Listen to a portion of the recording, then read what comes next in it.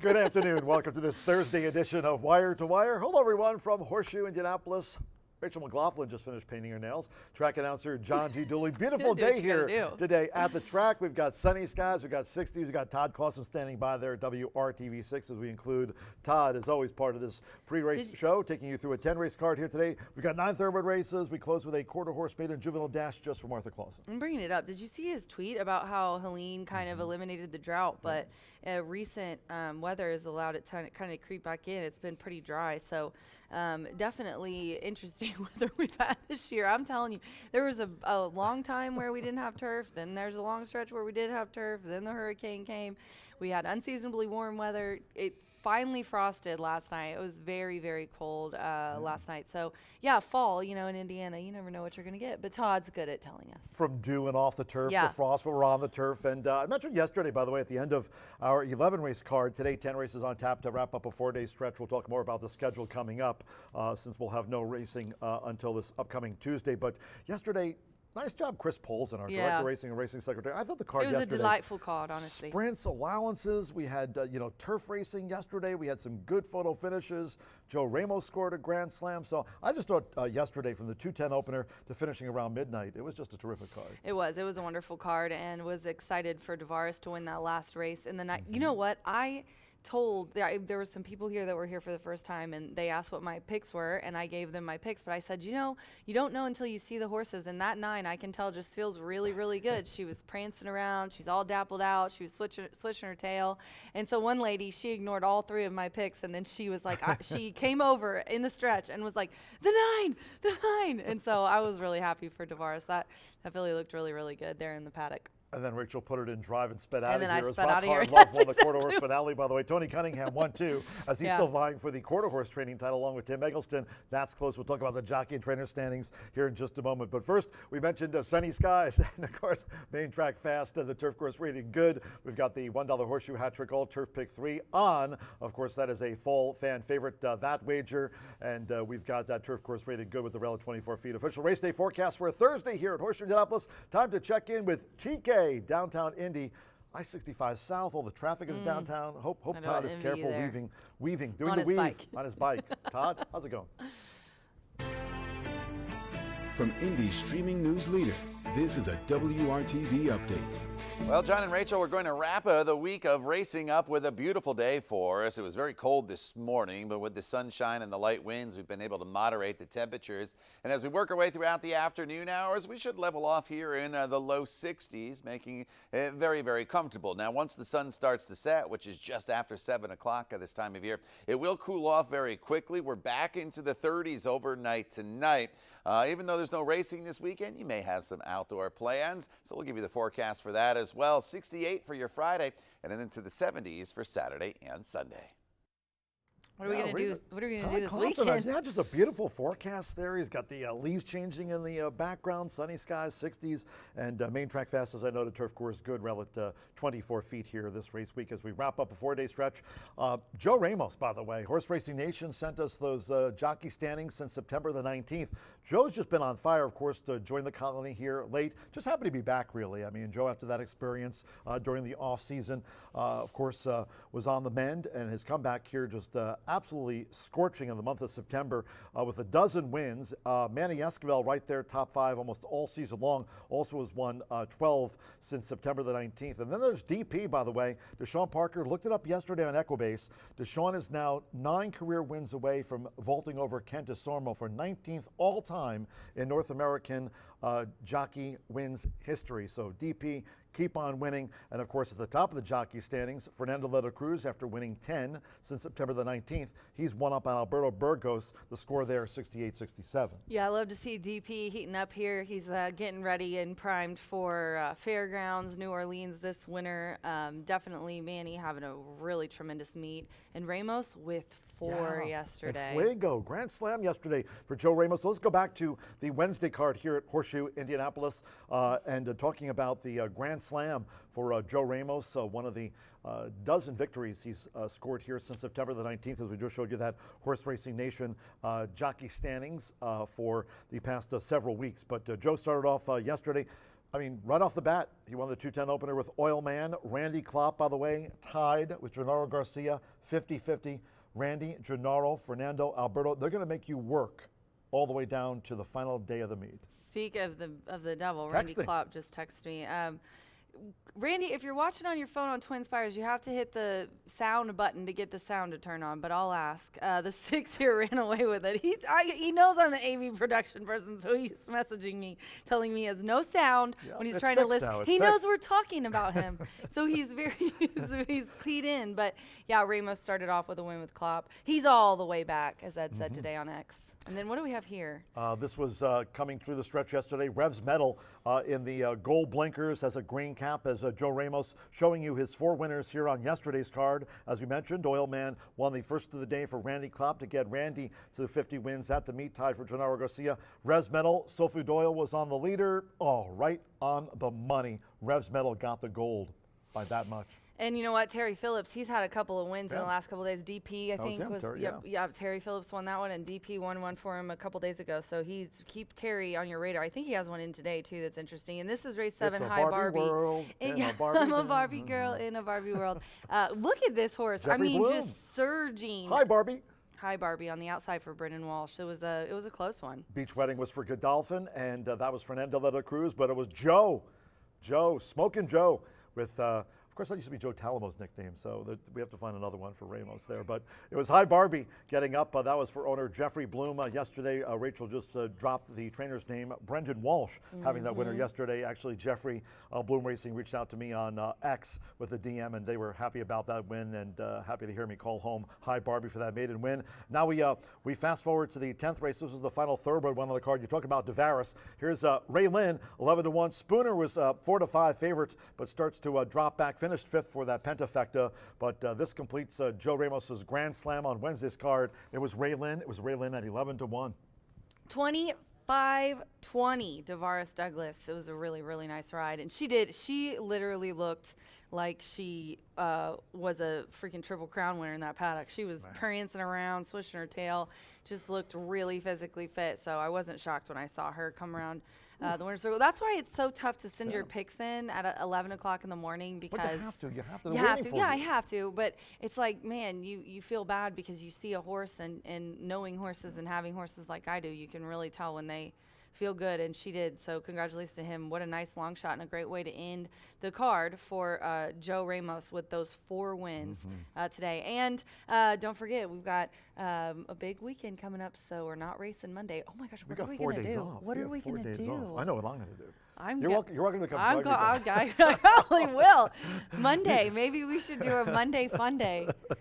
We got the Colts playing at home this coming weekend, so a lot of fun in town. By the way, the JW Marriott, they've already got that Taylor Swift up there. Do on they? The, yeah. Oh, I bet. She's As soon as that was announced, did you see the Children's downtown. Museum put the little bracelets on the Brachiosaurus? I love that. And thanks to the Indiana Department of Transportation with that I-65 South mess there. But 4 days off. No live racing Friday, Saturday, Sunday, Monday, this upcoming race week. So just keep that in mind. And then we gear up for the big Indiana Champions preview week, racing with Tuesday, Wednesday, Thursday cards. A week from this coming Friday, no live racing. And then, of course, the big day, 5th annual Indiana Champions Day.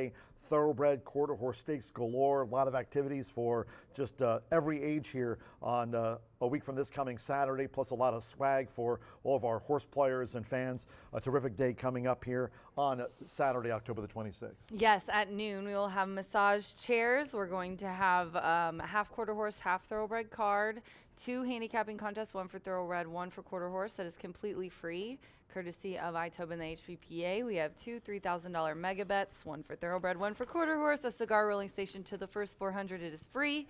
You must be 21 and over. Magic mirror, selfie station, massage chairs, and I'll be doing fun stuff from the winner's circle when Yes, I you will. can in between You the always make it races. fun. You always make And it fun. Martha's going to be here as well. Very excited to have our Champions Day. Pacers legends are going to be here. It's just going to be an amazing day. We have the Tequila Aradora Suite, where we will have our very special featured raspberry margarita that day. We're going to be raising money for I Win as well. I think Aaron has a slide for that, but Indiana Women in Need is one of my there it is. IWIN Foundation supports individuals statewide receiving treatment for breast cancer, and they're wonderful, wonderful ladies. The money all goes to good cause, to women who need it. So we're going to be doing a lot of different things on Champions Day and Pink Out as well. So please join us at noon on next Saturday. I'm going to challenge Martha to a super sprint, 110 yards, since she likes that She distance loves so much. those. This meet. You should.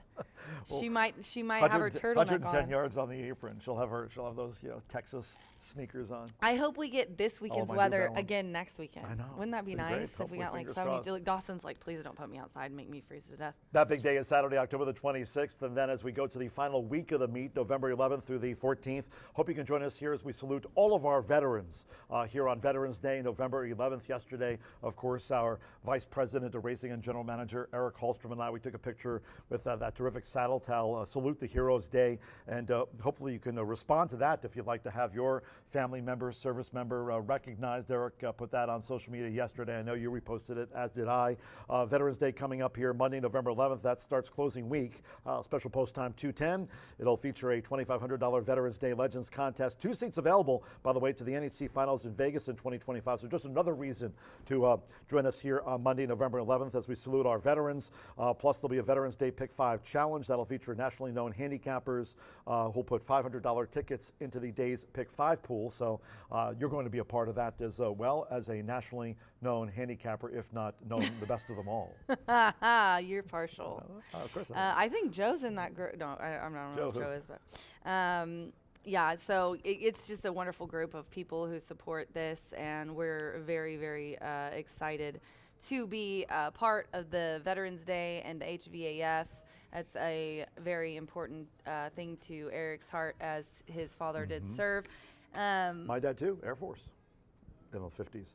I just want to remind you guys that we're going to be trying to stay off NYRA today. Eric just texted us, so just if you're watching, we are going to be trying to stay off of NYRA here for the first few, so just bear with us. I've got Friday, Saturday, Sunday, Monday off, Eric, so no problem. Do whatever you gotta do, stretch, bro. We could quicken up the pace, whatever it might be. It's our but- Friday. And again, Chris Polson yesterday. Cheers, Chris, if you're tuning Yeah. into the show. And of course, Eric, just a terrific program yesterday. And looking forward to our And card Tony today. We got that Martinez horseshoe and hat his trick, crew. turf pick 3.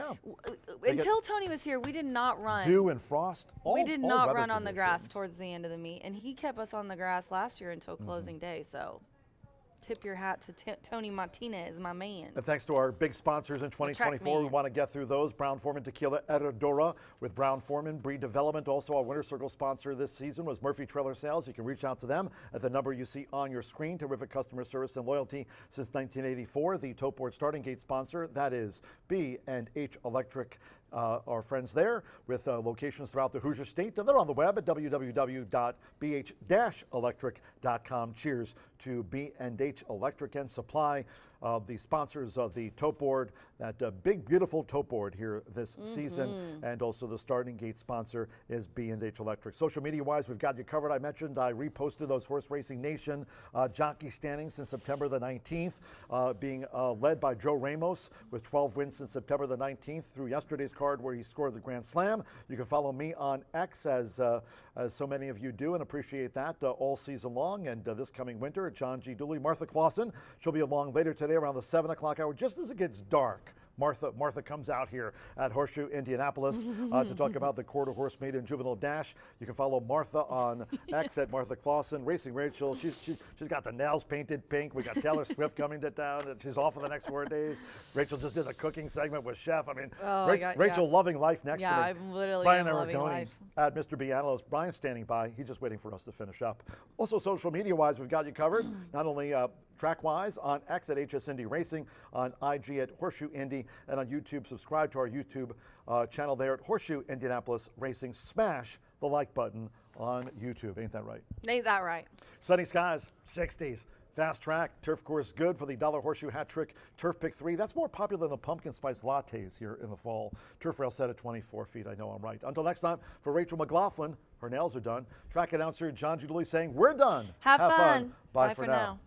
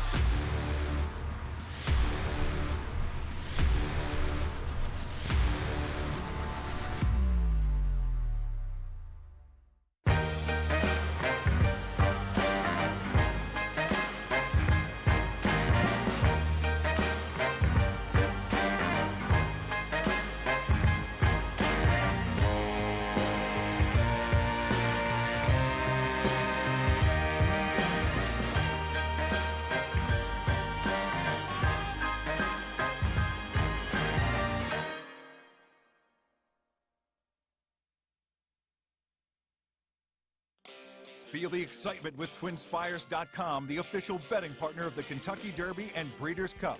With TwinSpires.com, place legal wagers and watch live horse racing wherever you are on any device. Sign up, play, and win today. New players use promo code FREE100 on sign up to start your $100 bonus. With TwinSpires.com, you can bet on horse racing. Get the TwinSpires.com app to receive special offers and the most up-to-date information. Terms and conditions apply. Void where prohibited. Please wager responsibly.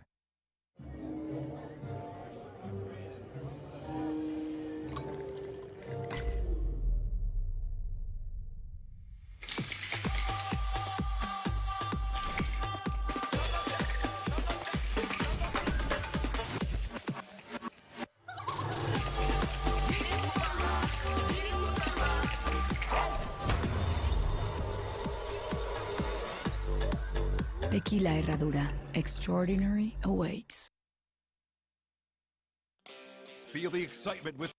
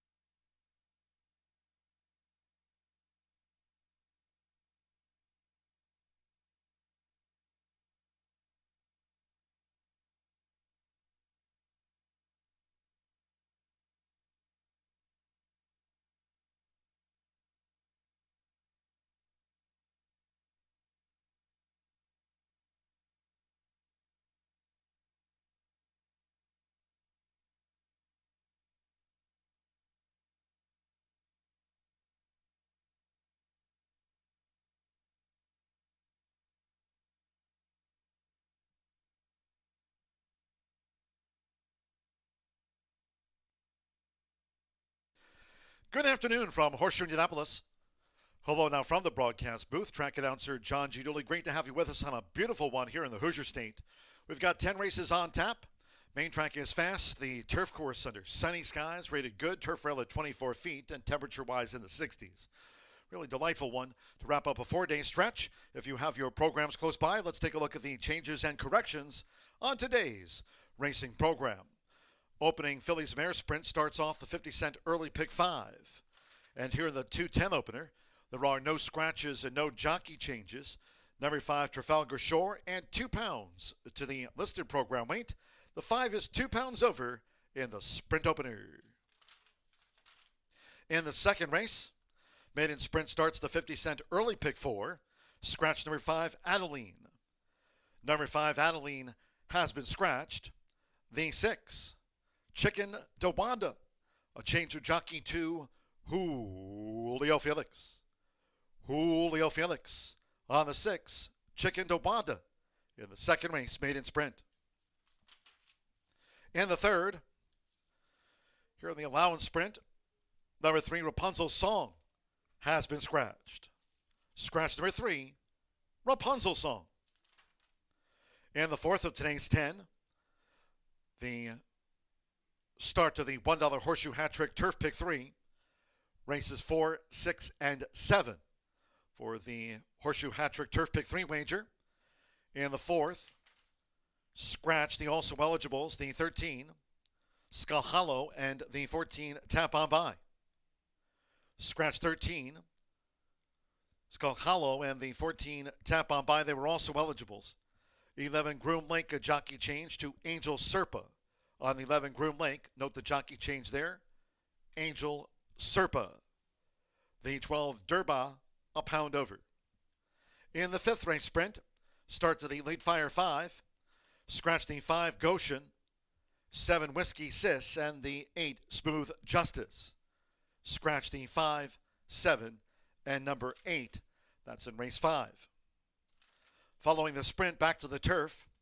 Sixth race Turf Mile, scratch the also eligibles. 13, Lucky Anna, and 14, A New Piece. Scratch the also eligibles here.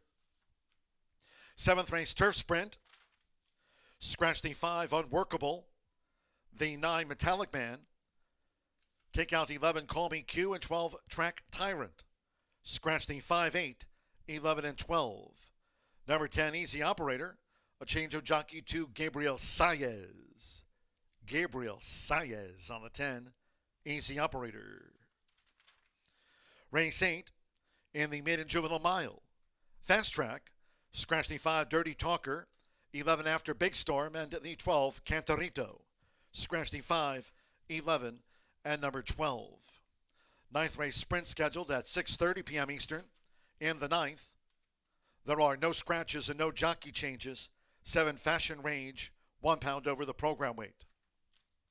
10th race, last of the day, last of the race week here. A quarter horse maiden juvenile dash over the 300 yards. Scratch the also eligibles.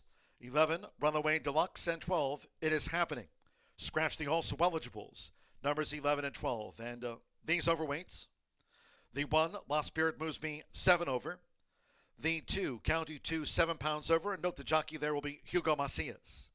Hugo Macias rides the 2, County 2, +7. And more overweights. The 3, Mr. Back for the Prize, 4 over. 4, Cadet Ivory, 2 over. 5, Flash and Jamie, 5 extra pounds. 7, She's a Bull Concept, 7 over. 8, Lot of Night Rides, 7 over. 9, Apolitical, 6 a run, 7 pounds extra.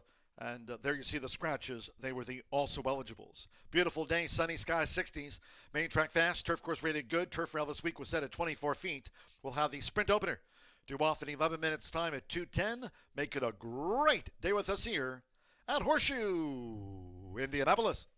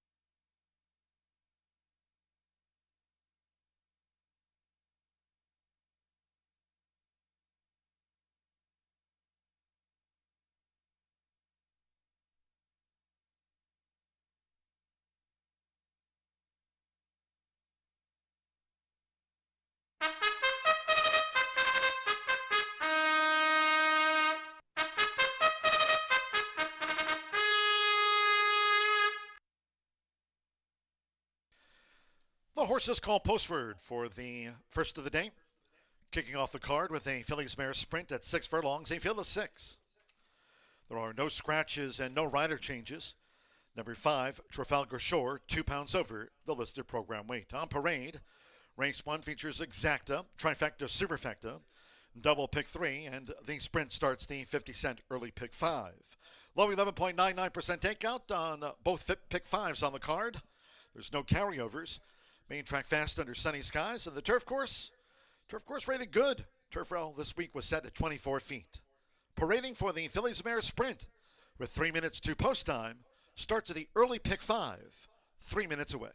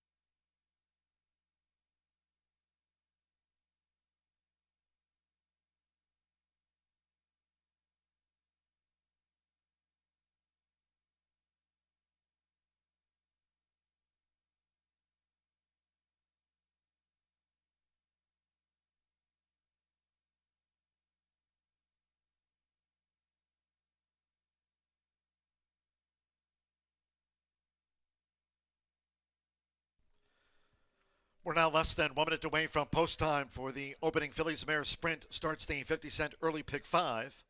Less than 1 minute.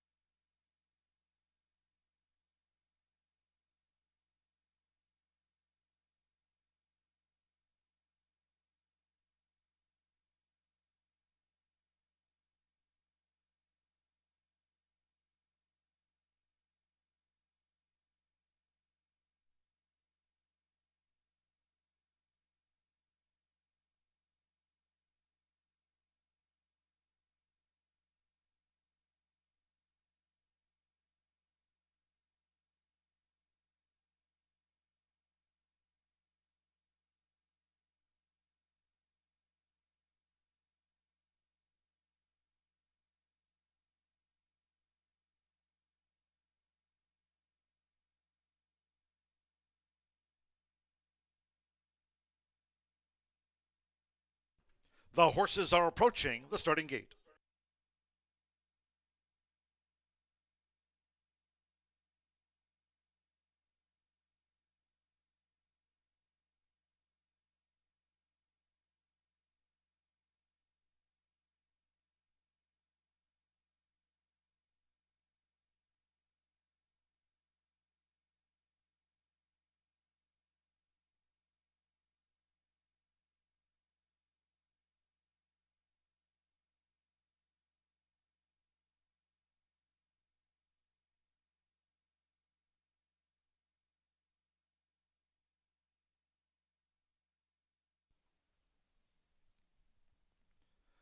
The horses have reached the starting gate. It is now post time. Loading for this Phillies Mare Sprint. Oscar Villarreal with Cactus Flower first in. Alberto Burgos, Ace Reporter coming up. Ace Reporter has joined Cactus Flower. Orlando Mexico with Botox Katie. Santo Sanjor, Gonna Be, 7-5. The first favorite, Gonna Be, went it well. Coming back, Eric Asmussen with Trafalgar Shore. At 6 furlongs, one more. Sean Parker with Imagine the Moon. This field with 30 wins between them. Main track fast on a beautiful fall day in the Hoosier State. They're in the gate. Away, running at Horseshoe Indianapolis. Imagine the Moon rockets away. Gonna Be showing speed. Ace Reporter just heads them off, and Cactus Flower toward the inside. So with Alberto Burgos, Ace Reporter went to the front as they dashed toward the half-mile pole. Cactus Flower now moving through for Oscar Villarreal. So these two vying out in front for Imagine the Moon, who tracks them in the green cap while racing 3 clear from Gonna Be in 4th. Then wide Trafalgar Shore and Botox Kitty trails here in the Thursday opener at the 3.5. It's Cactus Flower battling Ace Reporter as Imagine the Moon is striding up for Deshaun Parker. The quarter in 22.34 seconds. Imagine the Moon has taken a short lead from Ace Reporter, who tries to respond to Imagine the Moon, who has the kick at the quarter pole. After vying, Cactus Flower is in 3rd as they turn for home. Then Trafalgar Shore with the white cap, Gonna Be on Botox Katie. They straighten away. It's Imagine the Moon into the stretch, half mile.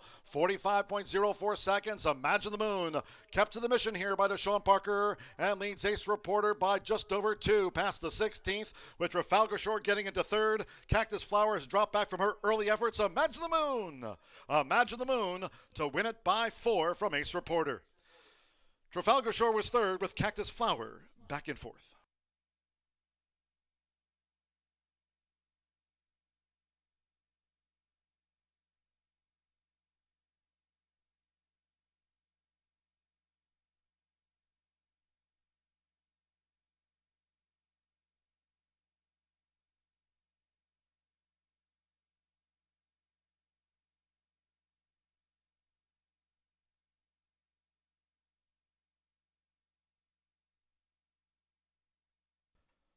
.110.54 for the Phillies Mare Sprint. 6.251. The unofficial run order at the top of the card. 6, Imagine the Moon. At 9-5 first. 2, Ace Reporter. At 4-1 was the runner-up. 5, Trafalgar Shore. 4-1 third. Royal Blue with the white halves for her new connections. And the 1, Cactus Flower. 7-1 getting into the frame. 6.251 to Sean Parker. For Tony Duran. 9-5 co-favorite. Imagine the Moon kicks off the early pick 5.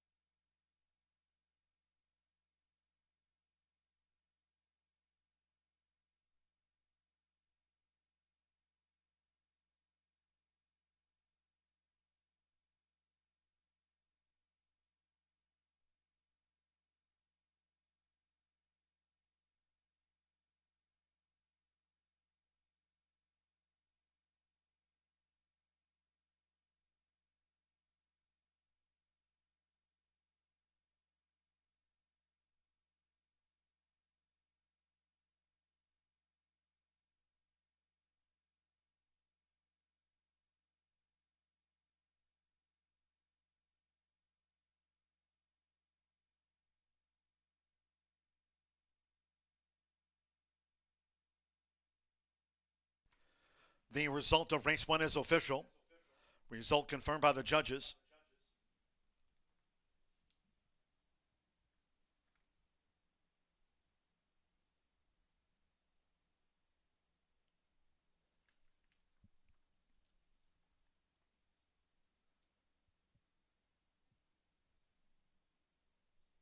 Returning to the Murphy Trails winner circle, the 6, Imagine the Moon with Deshaun Parker. Imagine the Moon is a 4-year-old dark bay or brown filly by Reddy's Image. Out of the Malibu Moon mare, the Moon and the Stars. She's now a 5-time winner. Imagine the Moon for trainer Tony Duran, Catherine Duran's Rancho Monarca LLC. They bred this filly as well. Horseshoe Indianapolis congratulates the winning connections of Imagine the Moon. Paid $5.80 as a joint sprint favorite. First results in. 6-2 exacta paid $24.60. 50-cent trifecta, $6.25 and even $16. The 10-cent superfecta, $6.251, returned $9.87. All 6 ran. Fast track, 110.54 after the Phillies Mares sprint to start off the card here today. Reminding all Horseshoe Indianapolis fans, no live racing Friday, Saturday, Sunday, nor this upcoming Monday. Following today's 10th and final, the next live race card will be here on Tuesday. Tuesday's card starts at 2:10 p.m. Eastern. Horseshoe Indianapolis Casino with gaming, sports betting, entertainment. Horseshoe Indianapolis Casino 24/7. In the second race, Maiden Phillies Mare Sprint, scratch the 5 Adeline, scratch the 5. The 6 Chicken DeWanda. The jockey will be Julio Felix. Julio Felix on the 6. She's a 6-race maiden, Chicken DeWanda. Race 2 with exacta, trifecta, superfecta. Double pick 3 starts at the early pick 4 with the maiden sprint. Post time, just about a half hour from now. Scheduled at 2:50 in all cases. On a beautiful day, please do try to make your selections and Horseshoe Indianapolis wagers early if you can. Thank you. Coming up in just a moment, our first replay of the day of the Phillies Mare Sprint. Hope you had a bet on Imagine the Moon.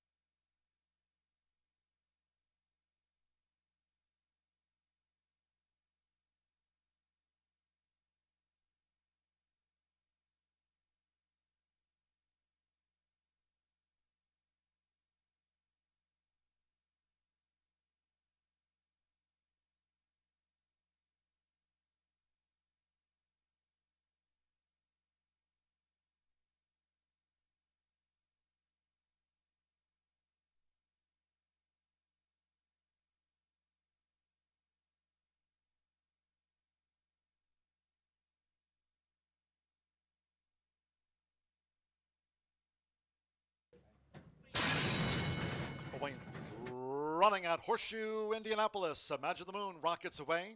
Gonna be showing speed. Ace Reporter just heads them off, and Cactus Flower toward the inside. So with Alberto Burgos, Ace Reporter went to the front as they dashed toward the half-mile pole. Cactus Flower now moving through for Oscar Villarreal. So these two vying out in front for Imagine the Moon, who tracks them in the green cap while racing 3 clear from Gonna Be in 4th. Then wide Trafalgar Shore and Botox Kitty Trails here in the Thursday opener at the 3.5. It's Cactus Flower battling Ace Reporter as Imagine the Moon is striding up for Deshaun Parker. The quarter in 22.34 seconds. Imagine the Moon has taken a short lead from Ace Reporter, who tries to respond to Imagine the Moon, who has the kick at the quarter pole. After vying, Cactus Flower is in 3rd as they turn for home. Then Trafalgar Shore with the white cap. Gonna Be on Botox Katie. They straighten away. It's Imagine the Moon into the stretch, half mile. 45.04 seconds. Imagine the Moon kept to the mission here by Deshaun Parker and leads Ace Reporter by just over 2 past the 16th, with Trafalgar Shore getting into 3rd. Cactus Flower has dropped back from her early efforts. Imagine the Moon. Imagine the Moon to win it by 4 from Ace Reporter. Trafalgar Shore was 3rd with Cactus Flower back in 4th.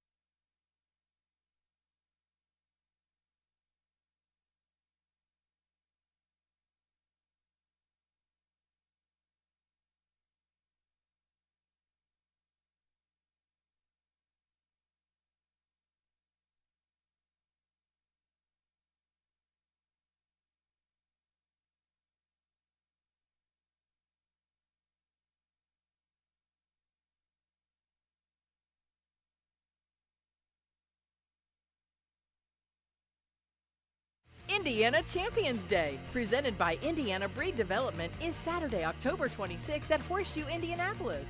Racing starts at 12 p.m., featuring the state's top thoroughbreds and quarter horses.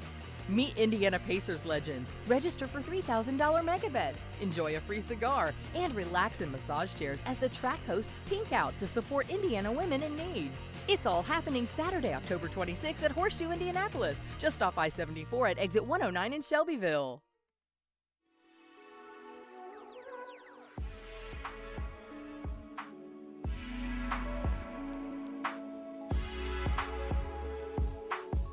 This is Cooking with Chef B. I am going to be watching him prepare us something to eat. It looks really good. It's available at Brew Brothers. Tell us what you got, Chef. Some fresh cherry tomatoes with a grilled swordfish pasta pomodoro. Love it. Let them pop and blister.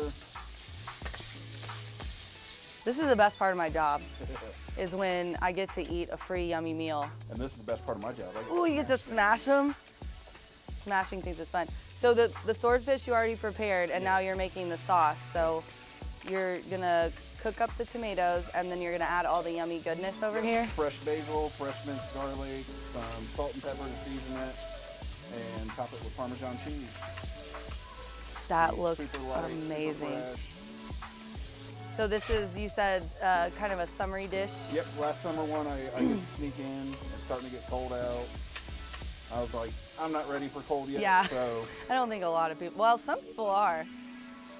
Smells really, really good. I can't wait till you add in all that garlic. I love garlic. Oh, yep, and here he goes. He read my mind. some fresh chiffonade basil. Ooh. Make sure all your cherries are smashed. Now you're starting to get the full flavor. Yeah, now it really smells. I mean, it did already, Some but. white wine. Ooh, yeah, load that up. I'm tasting this, so just load it up. And while that's cooking and reducing, we'll go ahead and throw the pasta in, get all the flavors in it. God, that looks amazing. Season it.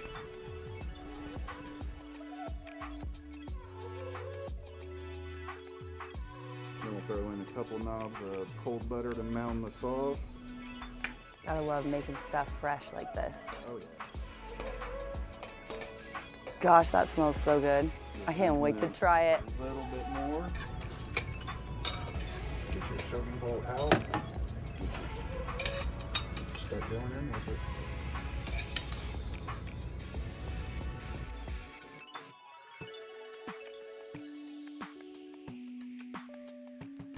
Hit it with some shredded Parmesan.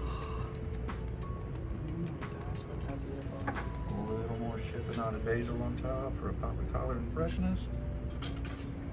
Then right on with your swordfish. That looks amazing. Let's try it.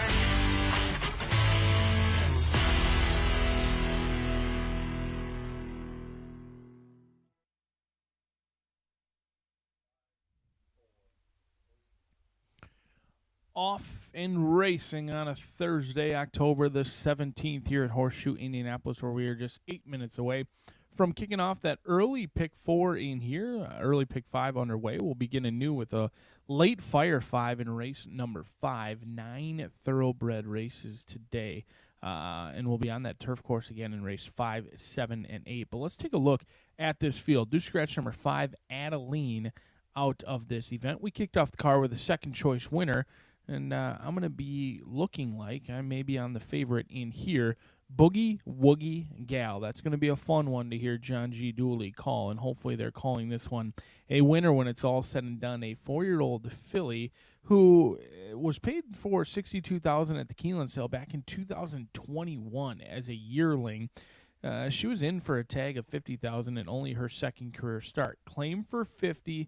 Laid off for a very long time. In fact, my math is terrible, but about 17 months of layoffs after that $50,000 purchase. Not really an ideal scenario for those in the claiming game, but came back and ran an okay 5th place finish. It was an 11-horse field, so beat over half of them home. Showed speed that day, didn't show much finish. She had every right to get tired. She was off of a long layoff. And second time out, she should be more fit in here.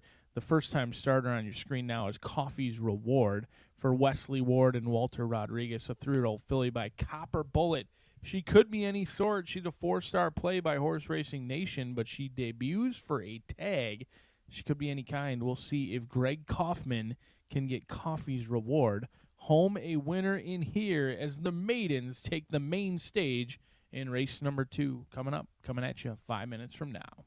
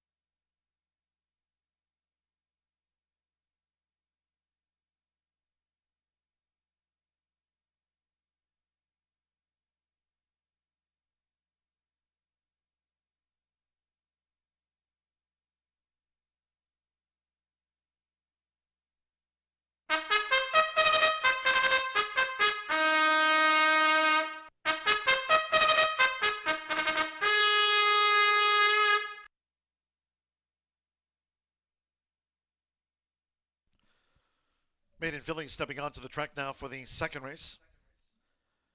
This sprint at 5.5 furlongs, a field of 6. Number 5, Adeline, has been scratched. Scratch number 5, Adeline, from the race card. Number 6, Chicken Dewanda, the jockey Julio Felix. Julio Felix rides the 6, Chicken Dewanda. Exacta, trifecta, superfecta. Maiden filly sprint starts off another rolling double pick 3, and the early pick 4 starts here. Main track fast, turf course good, rel at 24 feet. On parade with 3 minutes to post time, 3 minutes to the scheduled off.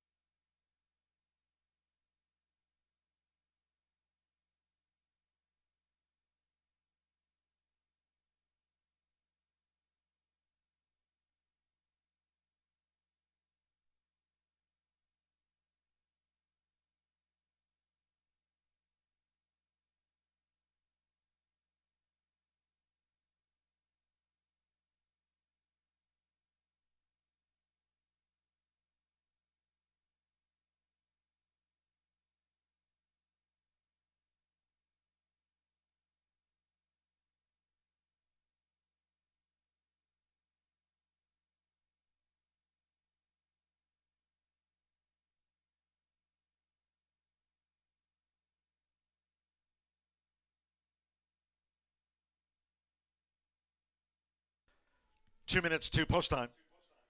2 minutes.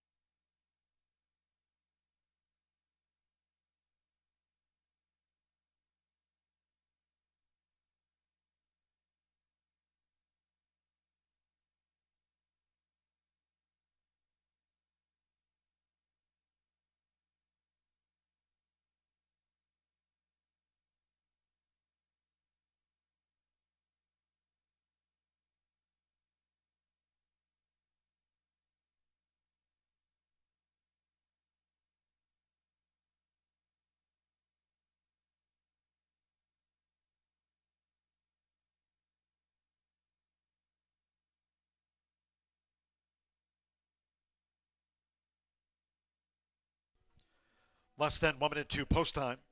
Maiden Filly Sprint starts off the 50-cent early pick 4. Less than 1 minute.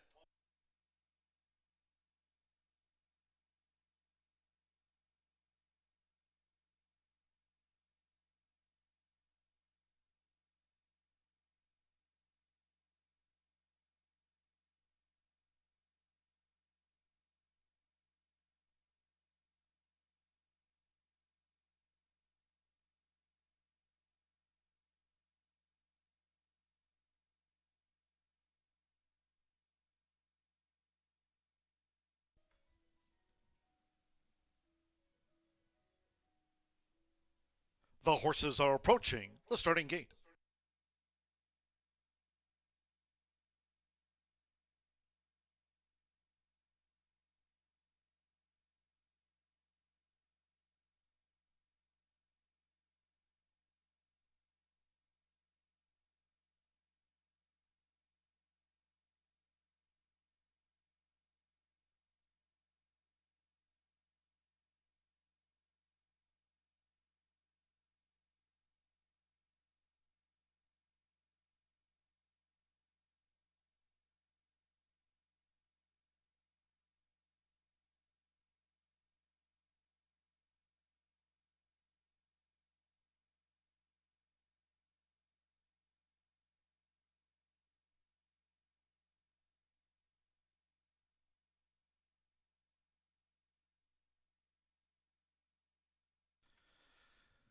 The horses have reached the starting gate. It is now post time. Loading in front of starter Ray Kuick. Boogie Woogie Gal Oscar Villarreal claims a 7-pound apprentice allowance. Now Walter Rodriguez, Coffee's Reward debuts. Coffee's Reward rented well, has joined Boogie Woogie Gal. Now apprentice Anthony's Calleja. Red Wine Lady drew post 3.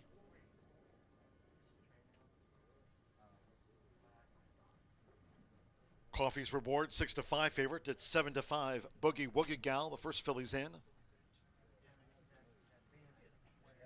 Red Wine Lady has the black house silks on.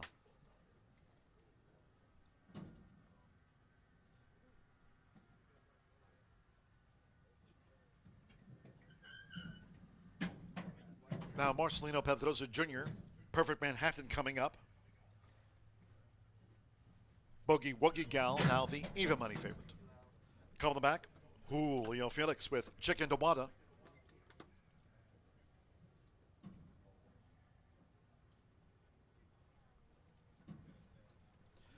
Chicken Dewada given a 25-1 chance. Boogie Woogie Gal holding even money favorite for the maiden filly sprint, and one more. Evan Roman with 8 times started Miss Escapade. So stand by. Here comes the second of the day from Horseshoe Indianapolis. They're in the gate. And they're off. Chicken Dewada, Perfect Manhattan, Miss Escapade coming with an early bid, and toward the inside, there's Boogie Woogie Gal, who dashes from the rail now for Oscar Villarreal to take the lead. It's Boogie Woogie Gal. Went to the front from on the outside, Miss Escapade with Perfect Manhattan. Nearest the inside, the first-time starter. Coffee's Reward in tight quarters there for Walter Rodriguez is Coffee's Reward. Chicken Dewada and the Black Silks. Red Wine Lady has drifted back toward last. The quarter 22.65 seconds. They have inside 3 furlongs left. It's Boogie Woogie Gal as Miss Escapade is coming with a move for Evan Roman. And these two fillies hit the quarter pole 6 clear from Chicken Dewada with Perfect Manhattan. Coffee's Reward and wide Red Wine Lady. These maiden fillies straighten away, and it's Miss Escapade who's gained the edge now on Boogie Woogie Gal past the 8th pole. Miss Escapade has widened to a length and a half lead on Boogie Woogie Gal coming past the 16th. Miss Escapade kept to the task. Boogie Woogie Gal game toward the inside, and then Coffee's Reward in third. It's Miss Escapade holding on from a game Boogie Woogie Gal. Coffee's Reward third, and Red Wine Lady finished fourth.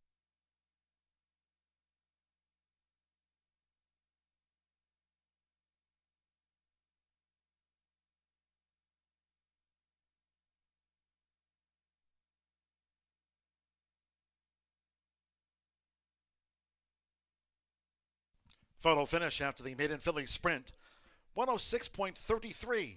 It is a win photograph. Hold all tickets.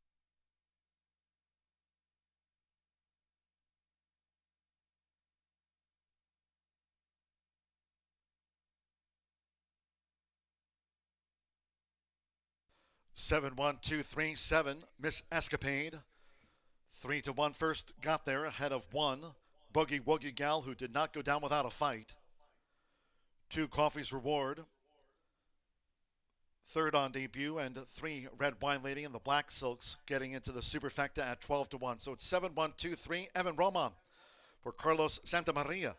Chris Curtis and Martin Curtis. Miss Escapade, the daughter of Practical Joke, gets off the mark in her 9th run.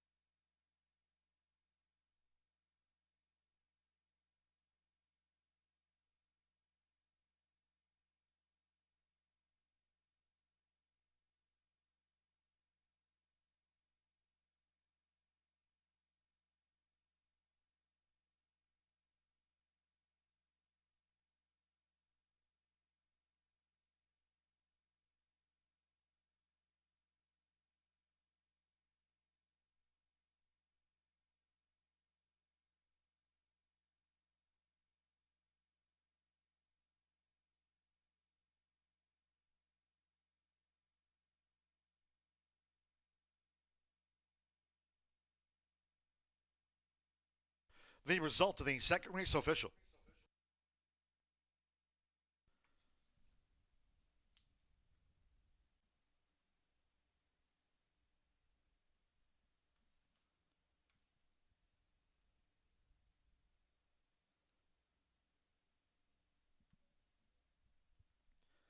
The winning groom leading into the Murphy Trailer Sales Winner's Circle, the 7 Miss Escapade with Evan Roman. Miss Escapade is a 3-year-old bay filly by Practical Joke. Out of the More Than Ready mare, Miss Larkspur. She was bred in Kentucky by BWB Bloodstock LLC. Carlos Santamaria trains for Chris and Martin A. Curtis. Horseshoe Indianapolis congratulates the winning connections. Miss Escapade out to the maiden fillies ranks.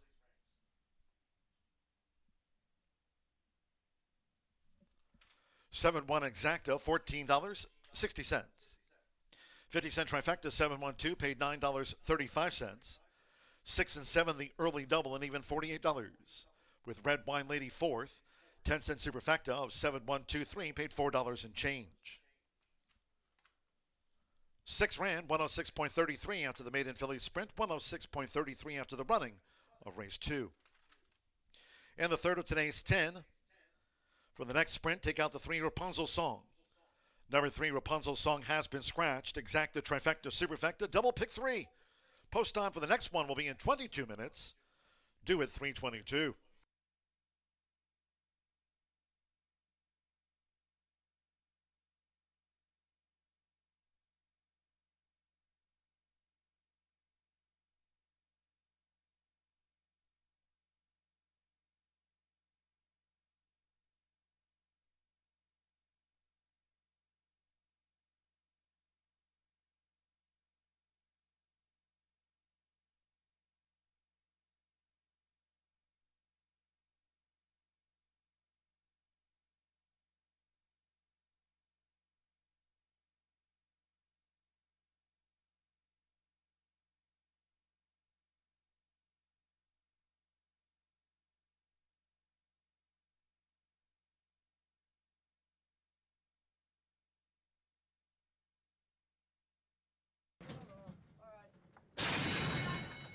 And they're off. Chicken Dawada, Perfect Manhattan, Miss Escapade coming with an early bid, and toward the inside, there's Boogie Woogie Gal, who dashes from the rail now for Oscar Villarreal to take the lead. It's Boogie Woogie Gal.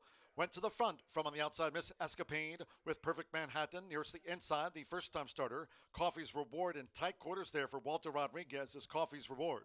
Chicken Dawada and the Black Silks. Red Wine Lady has drifted back toward last. The quarter 22.65 seconds. They have inside 3 furlongs left. It's Boogie Woogie Gal as Miss Escapade is coming with a move for Evan Roman. And these 2 fillies hit the quarter pole 6 clear from Chicken Dawada with Perfect Manhattan. Coffee's Reward and wide Red Wine Lady.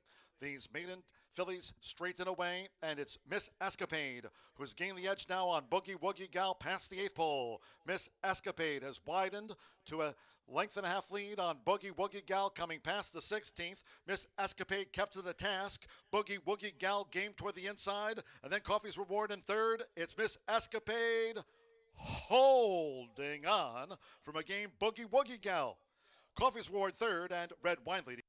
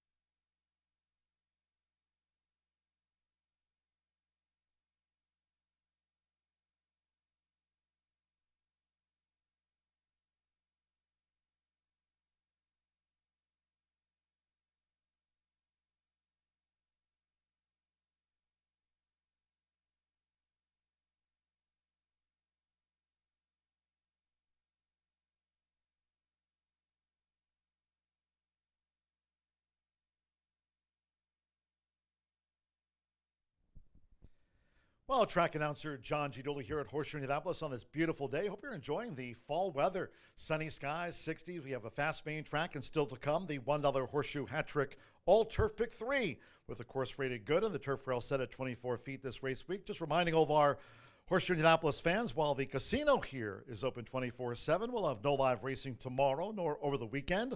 Go Colts at home. By the way, we'll be back on Tuesday. No live racing tomorrow through Monday this upcoming race week, Tuesday, Wednesday, Thursday, and a week from this coming Saturday. Don't forget, big day on the fall calendar with the 5th annual Indiana Champions Day. A couple of races in the books today. Imagine the Moon winning the opener, and that was jockey Deshaun Parker having a terrific September and October here at the track, along with Evan Roman, who just won that second race, maiden filly sprint on board Miss Escapade, getting off the mark. And both Evan and Deshaun, part of that conversation earlier today on X. I reposted the Horse Racing Nation jockey standings since September the 19th. Deshaun Parker, Evan Roman, also Joe Ramos, part of that conversation, all finishing the month of September at the start of this new month of racing here. Very strong, those jockeys to keep your eye on. Overall, Fernando de la Cruz vying for the riding title, along with Alberto Burgos. They're only separated by one win entering today's racing program, 68-67, with Fernando in the clubhouse, just leading Alberto Burgos for the overall riding title, with closing week November through the 11th. Through two races, no claims on the card, but today's edition of Dooley's Data, let's take a look at some of the claims data for this season here at Horseshoe Indianapolis. As I mentioned, closing day, November the 14th. Let's finish the meet strong. The 82nd claim of the 2024 meet, well, that was recorded yesterday, pushing the total amount of claims over the $1 million mark this season for the horsemen.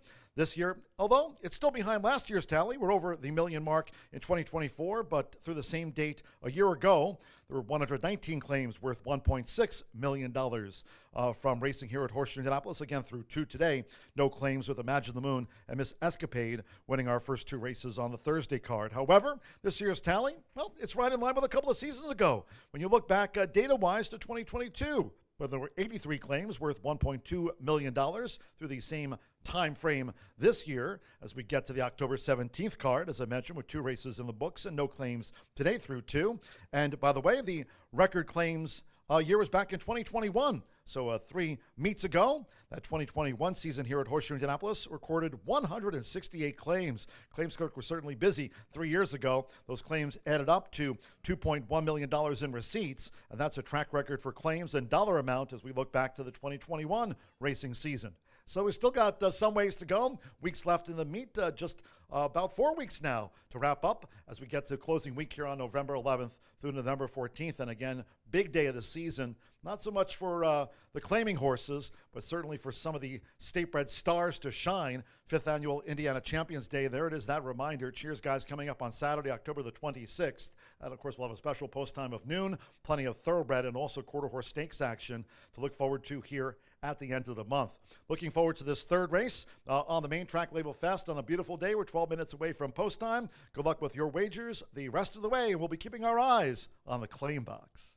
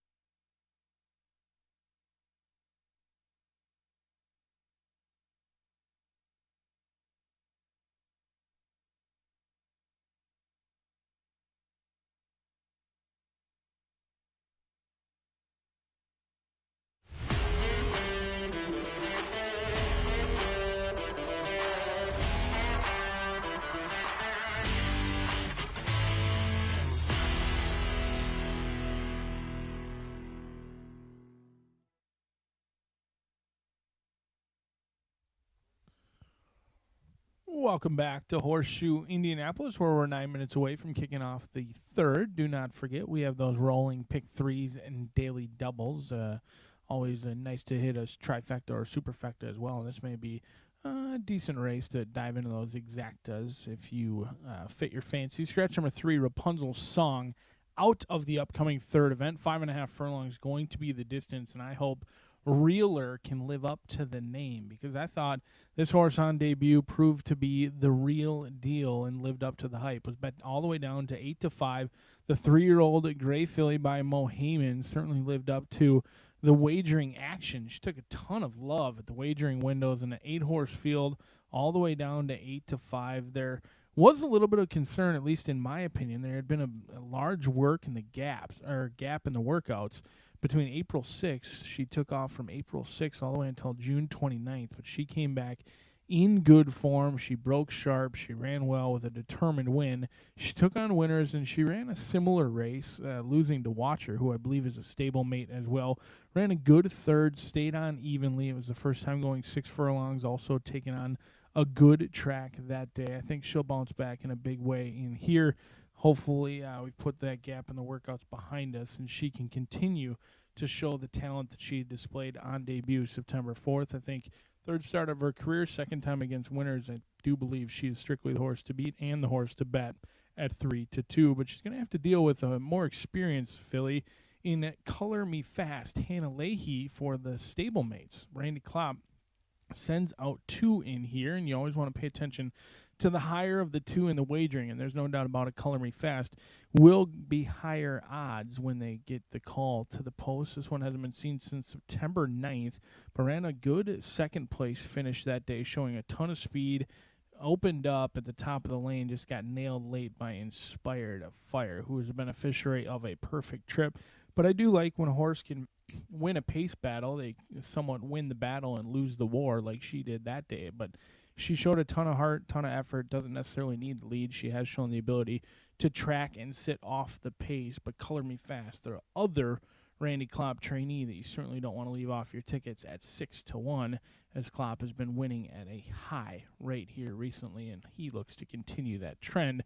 But they both may have to deal with Signature Day, another lightly raced filly in here. This one goes out for Tony Granitz and Alexander Lee, with Sammy Bermudez aboard, the 3-year-old filly by Race Day, making her start number 3. She actually debuted going 2 turns on the turf, in which she was fairly chilly on the board compared to her morning line. She was void of any early speed, and she closed okay. She went to the main track. I'm not sure if that turf race was by design or not, but she went to the main track. She went off 8-1. Again, chilly on the board, but absolutely crushed. Never looked like a loser.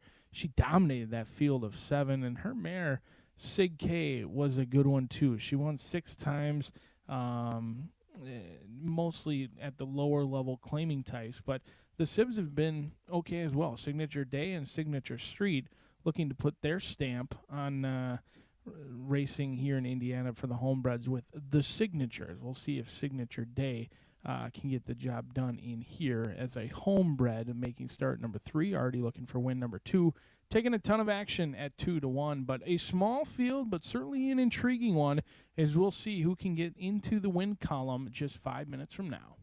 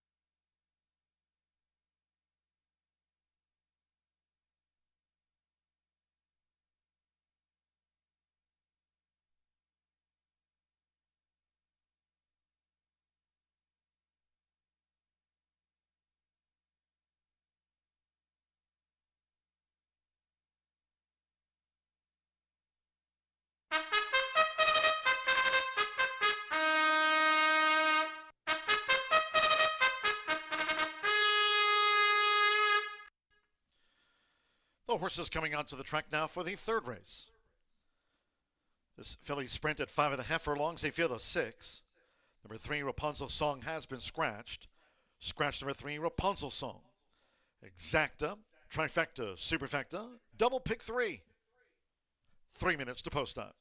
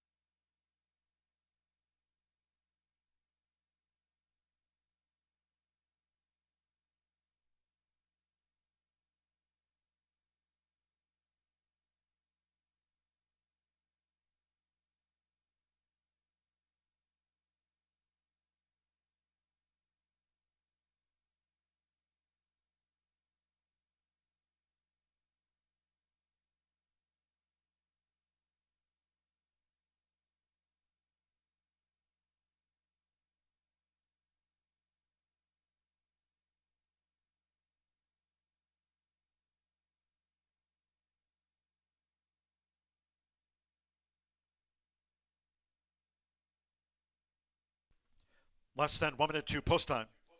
Less than 1 minute.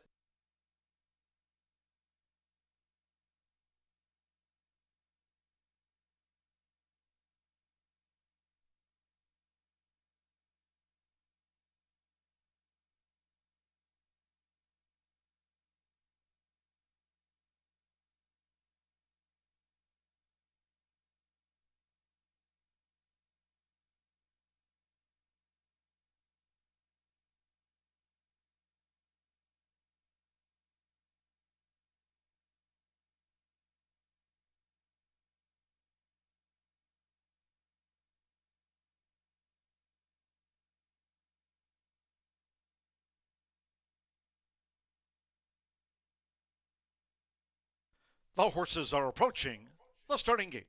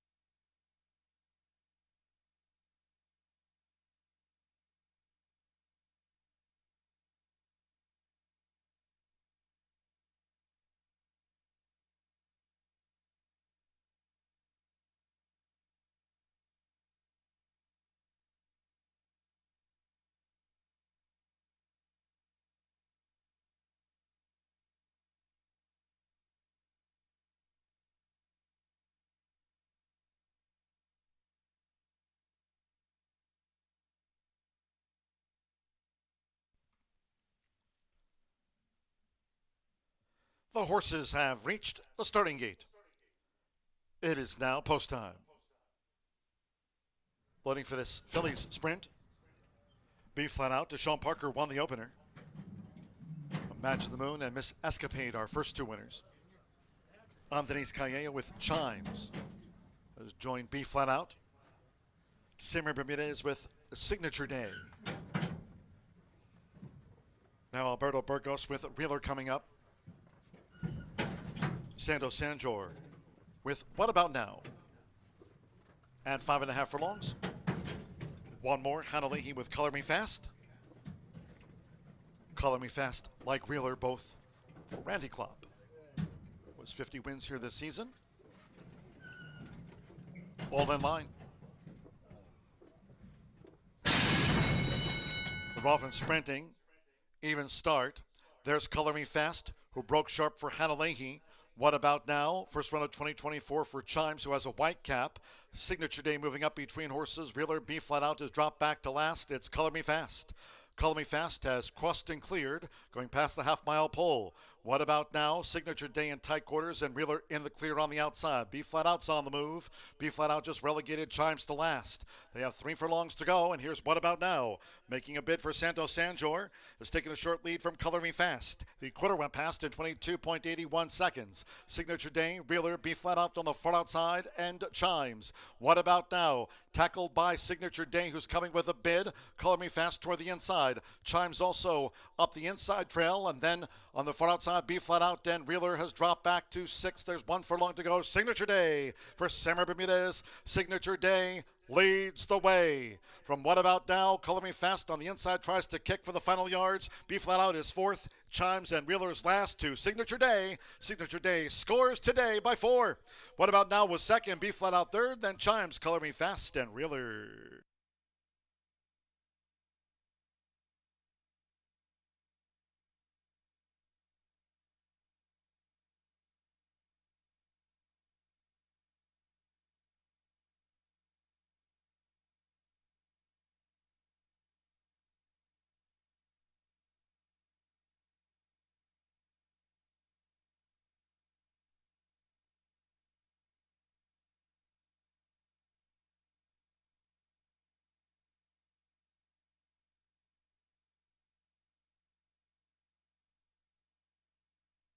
105.97 out to the Philly sprint. 105.97, 461, and then a photo. For Signature Day at 5-2 first, 6. What About Now at 6-1 was second, 1. Be Flat Out at 8-1 third. And 7 Color Me Fast at 2-1 was fourth. 4-6-1-7. Sammy Bermudez for Tony Granite's Alexander J. Lee's homebred. She takes out sprints back-to-back. Signature Day at 5-2.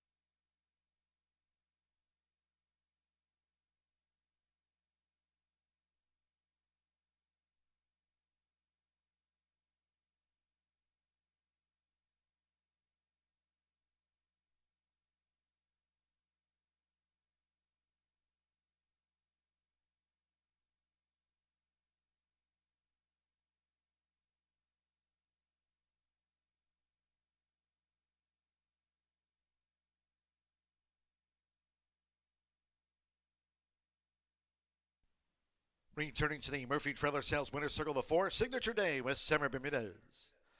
Signature Day is a 3-year-old Dark Bay of Brown Filly by Race Day.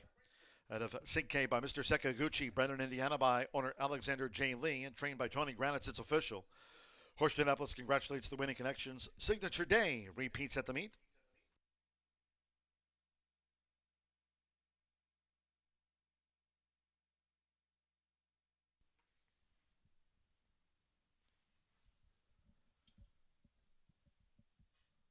The 4-6 exacta paid $38.40. First pick 3 on the card, combining Imagine the Moon with Miss Escapade with Signature Day, 6 with a 7 with a 4, 50-cent pick 3, $31.75, 50-cent trifecta 461, $52.45. 7-4 double paid $37.80, 10-cent superfecta 4617 paid $21.82. 6 fillies ran 105.97. We turn the page to the 4th. To the turf course, rated good, rail at 24 feet. And in the 4th race, scratch the also eligibles. The 13, Skalkaho, and the 14, Tap On By. Scratch the also eligibles, numbers 13 and the 14. Number 11, Groom Lake, change of jockey to Angel Serpa.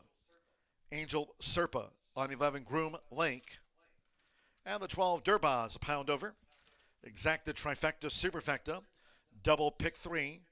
First leg of the $1 horseshoe hat trick all turf pick 3, the popular wager this fall. Post time in 21 minutes at 3:53.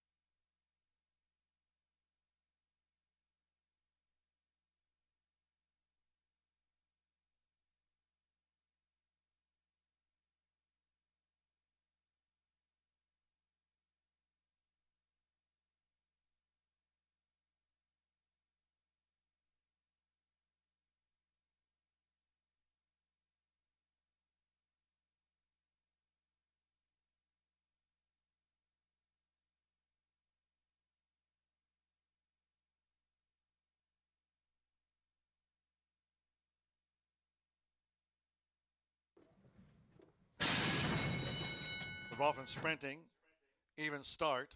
There's Color Me Fast, who broke sharp for Hannah Leahy.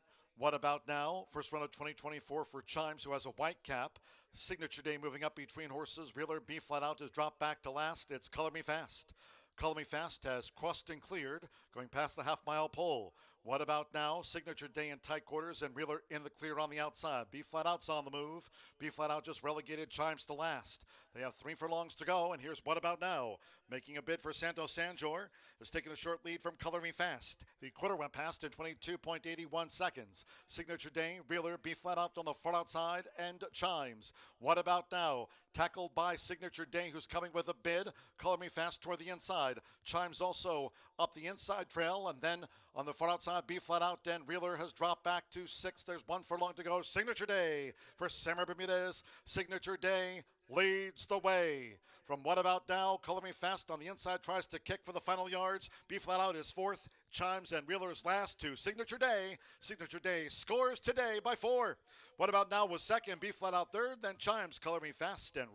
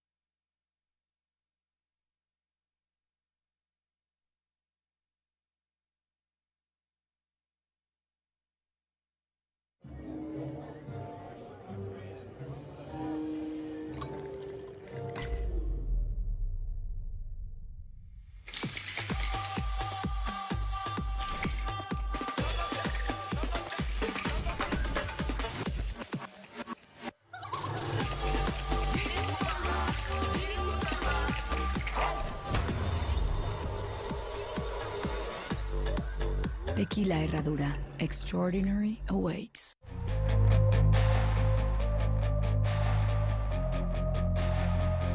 Cowboy Culture is the only son of Quality Roads standing in the state of Indiana.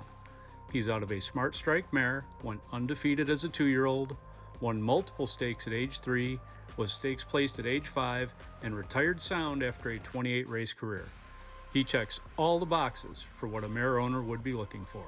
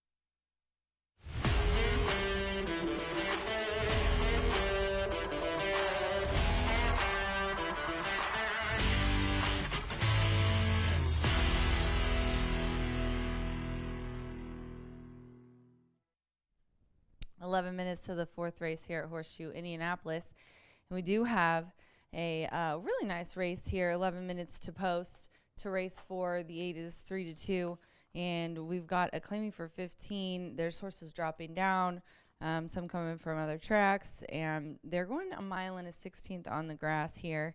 And I thought that I was gonna get a little bit better than 3-2, but this is a full 12 horse field. The morning line went to the 8 in this race, and I'm gonna go with that one on top as well. Giovannino kind of reminds me of Ricky Giannini. Giovannino is a 4-year-old gelded son into Mischief. Indiana Charlie is the Roxy Gaff is the dam. Nice breeding on this 4-year-old. Man, he's made 17th life. He's one of 17. But let's look at some of these starts here. He spent the winter in Turfway on the Poly. Not a huge fan of that. Now, turf routing, I think, is his thing. It's where he broke the maiden. But he was in maiden claiming for 20, and they moved him up to an allowance at Hawthorne. Or at a mile. I think he likes to go maybe a little longer. He tried last time at Ellis in a claiming for 30, which wasn't an easy race. 45-1 and misses by less than a length for 4th. The finish of that race, they were like 4 wide. I mean, he was right there. He's had a little bit of time off, 52 days. And yesterday, Sophie on the turf, I think it was like the third or fourth, or maybe 4th or 5th race that her and Chris had this horse on the turf, and she really she really, really rode her heart out and got nipped at the wire. So Sophie's really good routing on the turf. Chris Davis has good percentages as well here, 18% win clip and 40% the money. And this one's dropping down from claiming for 30 to claiming for 15. Then we'll go to the 3 here, and that is Polyglot. Polyglot is has Deshaun Parker aboard here for Richard Estebanco. And this horse, honestly, it's a class drop, obviously for me, but if you look back at some of these a mile and 16th races, like the 3rd place finish back in May here, that was a 78 Brisnet speed figure. I didn't even mention that the 8 put up an 81 last time. A 78 is not far off of that. Then broke the maiden at 7.5, and I think likes a mile and 16th. I think is going to like getting up to that again. Now, he did try it last time, but that was an allowance. I just don't think he was in that at all. And even though he only beat one horse, but he honestly, I think, was just way outclassed. He went from a maiden claiming to 30 to that allowance, and that was a tough one. DP's hot, we were talking about on the pre-race show. I think the recent stats from HRM have him 3rd in the jockey standings after a couple of really hot weeks. So I like that DP is back aboard this 5-year-old gelding. And then I'm going to go to the 10, 14 to 1, Hard Mission. Marcelino is 4 of his last 8 top 3. Anna Mia had a win yesterday and has been just consistently hitting the board with her horses. There's an 18% win clip out of 25, I think maybe 26 now. I think this is a couple days old. 50% in the money. Claiming for 20 down a class to claiming for 15. Tried the dirt last time, but if you look at her mile and 16th and some of the longer races at Belterra, a couple of 3rds right there, and even in both of those races, Authoritarian ended up coming back to win. I think I just butchered that. Authoritarian. Anyway, I just really think getting back to this down in class is going to change it and moving up in distance. Plus the connections are hot, as I just said. So I've got 8, 3, 10 here in this 4th race. We're just 6 minutes to post. Here in this race, we do start the first leg of the Horseshoe All-Turf Hat Trick. Good luck.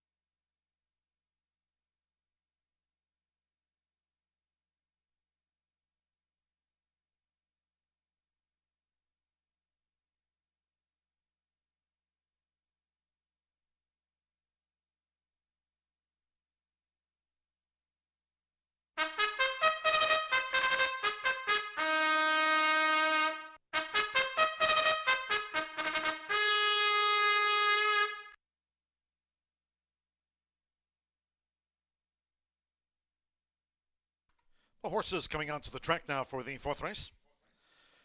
The first of those today, Carter, for the turf course, rated good, rail at 24 feet. Here, a dozen of them run. Scratch the also eligibles. The 13, Skull Cajo, and the 14, Tap on By. Scratch the 13 and the 14. 11, Groom Lake. Jockey change to Angel Serpa on 11, Groom Lake. The 12, Durbaz, a pound over. Exacta, Trifecta, Superfecta. Double pick 3 starts at the $1 horseshoe hat trick turf pick 3. 3 minutes to post time. 3 minutes to the turf.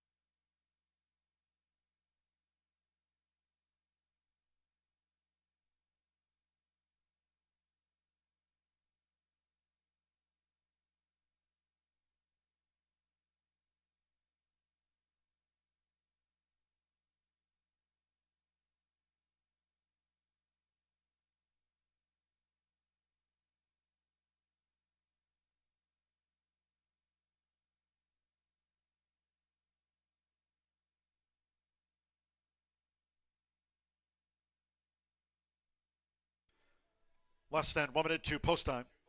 Less than 1 minute.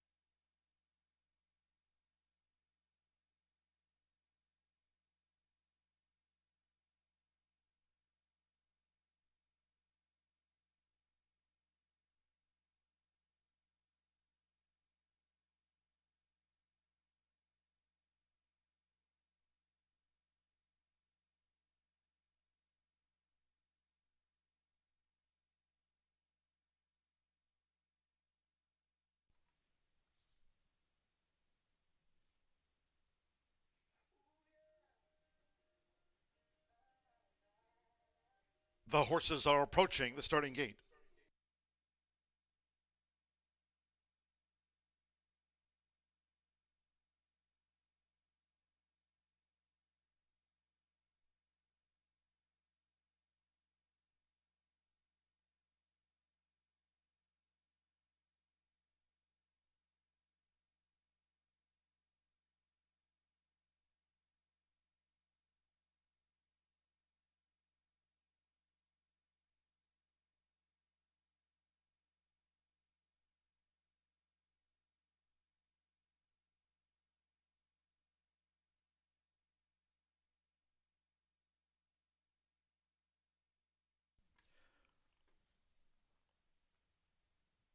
For the first time today, crossing over to the turf course, making their way up toward the mile and a 16th start.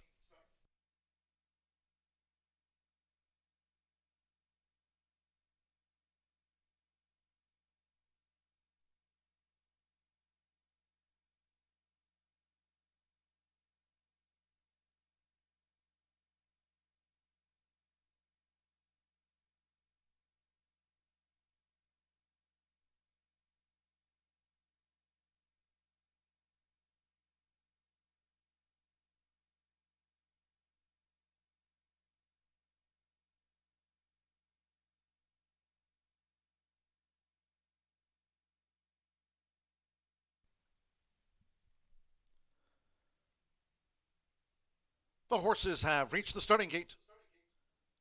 It is now post time. Samuel Bermudez with Mr. Moscato in. Santos Sanjor, Patch O'Brien. Laureano Sosa led foot to post 2. Your 12 run. Sophie Doyle with Giovannino. Polyglot. Deshaun Parker has a win on the card. Orlando Mexico with Egyptian King. Albin Jimenez, one last bid. Marcelino Pedroza Jr., Hard Mission, drew 10. Rafael Mojica Jr. with Ghost Bike. Angel Serpo, Groom Lake, to post 11. A couple of back, Alberto Burgos with Cause of Ruckus. Over the mile and a 16th. One more, Oscar Villarreal with Durbas. Course rated good, around 24 feet. Starts the Horseshoe Hat Trick Turf Pick 3. They're in the gate.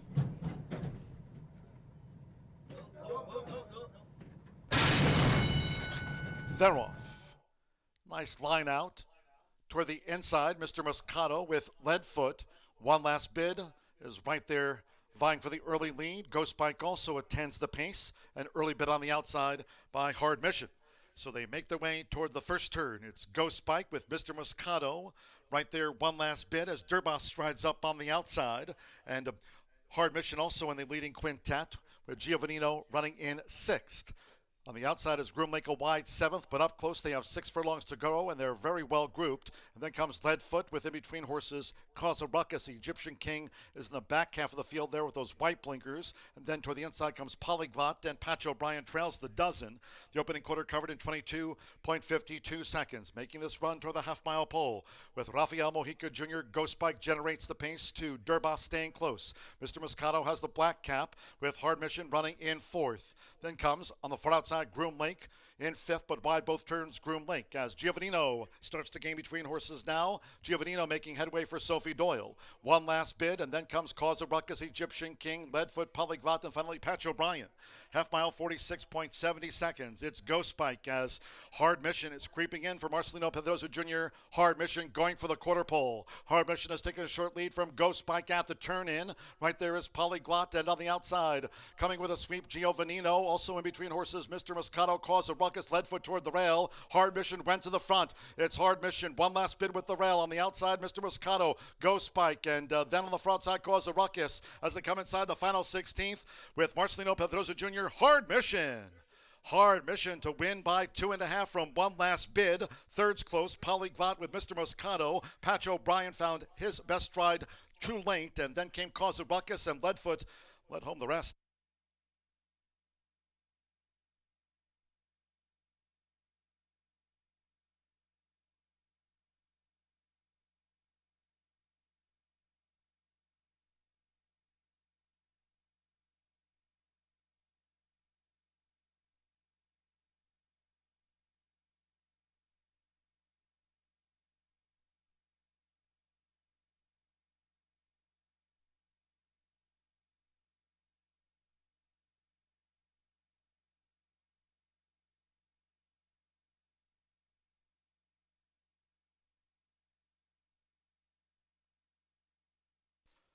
$140.96. Turf Good. 10-4 and then a show photo. 10 Hard Mission. 8-1 first. 4-1 last bid. 11-1 second. Third's on the Bob. Third to 1 Mr. Moscato at 5-1. Edge 3 Polyglot at 4-1. Fourth after the turf. 10-4-1-3. Hold all until official. Marcelino Pedrosa Jr. Anamia got a win here on Wednesday's card. Makes it 2 for the race week here with Hard Mission. Takes out the turf at 8-1 odds.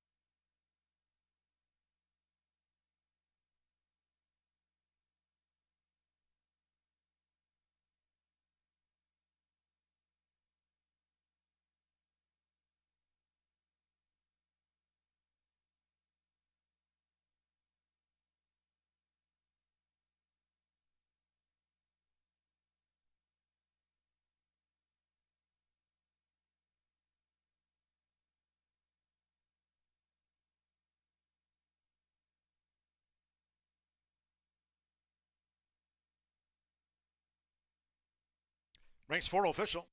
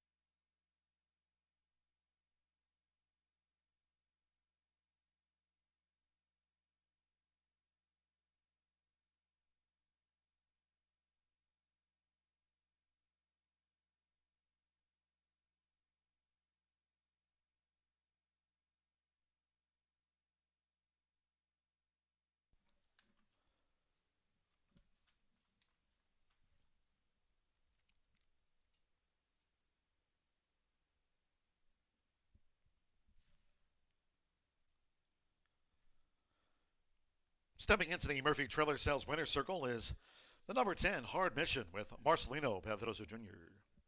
Hard Mission is a 4-year-old chestnut gelding by Noble Mission. Out of the Hard Spun Mare, Faraya, Braden, Kentucky by Genevar Thoroughbreds LLC. Anamia trains for Charles and Robin Castle. Horseshoe Indianapolis congratulates the winning connections of Hard Mission. Wins our first turf race of the day.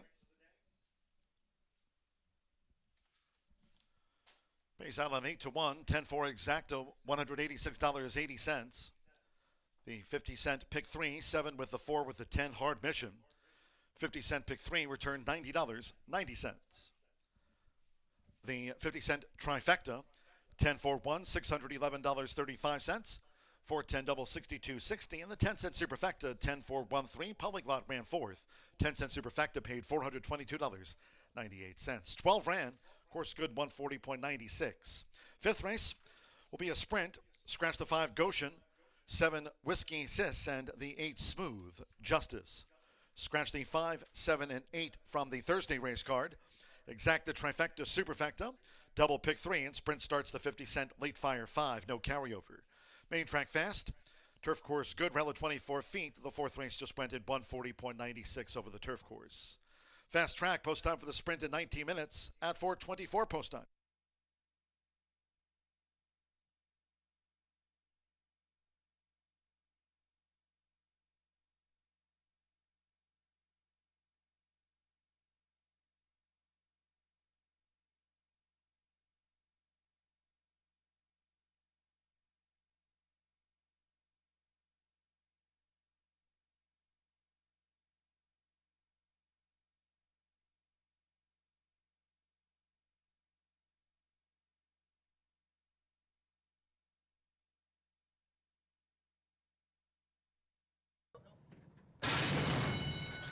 They're off. Nice line out. Toward the inside, Mr. Moscato with lead foot. One last bid is right there vying for the early lead. Ghost Bike also attends the pace. An early bid on the outside by Hard Mission. So they make their way toward the first turn. It's Ghost Bike with Mr. Moscato. Right there, one last bid as Durbas strides up on the outside. And Hard Mission also in the leading quintet with Giovannino running in 6th. On the outside is Groom Lake a wide 7th, but up close they have 6 furlongs to go, and they're very well grouped. And then comes Leadfoot with in between horses Cause a Ruckus. The Egyptian King is in the back half of the field there with those white blinkers. And then toward the inside comes Polyglot, and Patch O'Brien trails the dozen. The opening quarter covered in 22.52 seconds. Making this run toward the half-mile pole with Rafael Mojica Jr. Ghost Bike generates the pace to Durbas staying close. Mr. Moscato has the black cap with Hard Mission running in 4th. Then comes on the far outside Groom Lake in 5th, but wide both turns Groom Lake as Giovannino starts the game between horses now. Giovannino making headway for Sophie Doyle. One last bid, and then comes Cause of Ruckus, Egyptian King, Leadfoot, Polyglot, and finally Patch O'Brien. Half mile, 46.70 seconds. It's Ghost Bike as Hard Mission is creeping in for Marcelino Pedrosa Jr. Hard Mission going for the quarter pole. Hard Mission has taken a short lead from Ghost Bike at the turn in. Right there is Polyglot, and on the outside, coming with a sweep, Giovannino. Also in between horses, Mr. Moscato, Cause of Ruckus, Leadfoot toward the rail. Hard Mission went to the front. It's Hard Mission. One last bid with the rail. On the outside, Mr. Moscato, Ghost Bike, and then on the front side, Cause of Ruckus as they come inside the final 16th with Marcelino Pedrosa Jr. Hard Mission. Hard Mission to win by 2.5 from one last bid. Third's close, Polyglot with Mr. Moscato. Patch O'Brien found his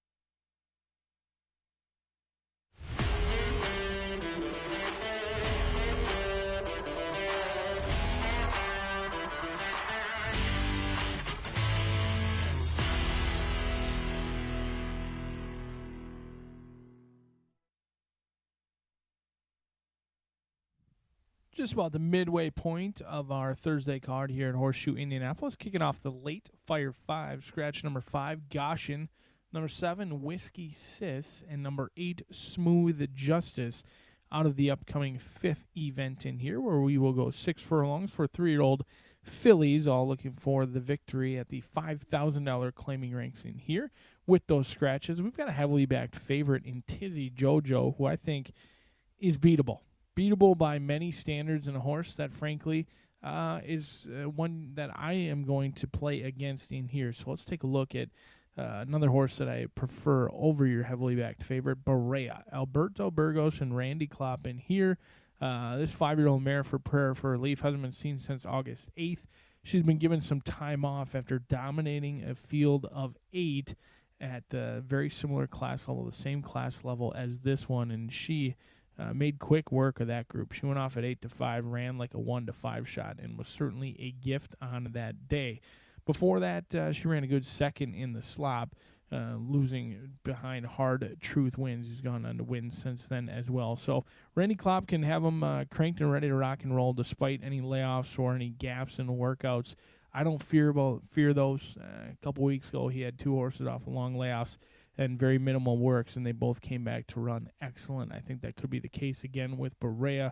3-time winner from 14 starts, has tactical speed, doesn't necessarily need the lead, but I do fully expect her to show good speed today, and she should be feeling fresh and certainly on her toes down here in the walking ring. 9-1, a great value player in here. But how about Mr. Joe Ramos? He had 4 winners yesterday. The man has returned to his winning ways. He's winning at 20%. It shouldn't be overstated how difficult it is to come in the middle of a meet, 6 months into the meet, and beg for mounts, ask for mounts. And, he's been able to get good mounts, but he's also been able to make the best of the mounts that he has been given.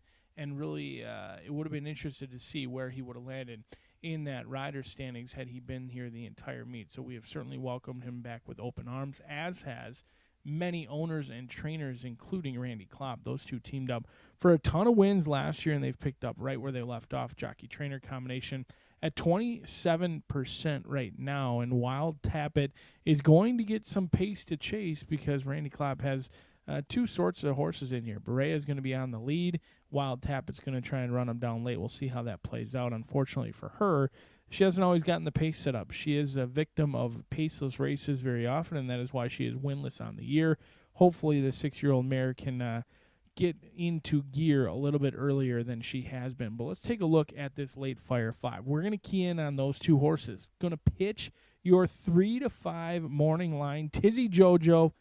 I've seen enough of Tizzy Jojo. She runs hard. She tries hard. There's nothing against old Tizzy Jojo. She just doesn't want to win.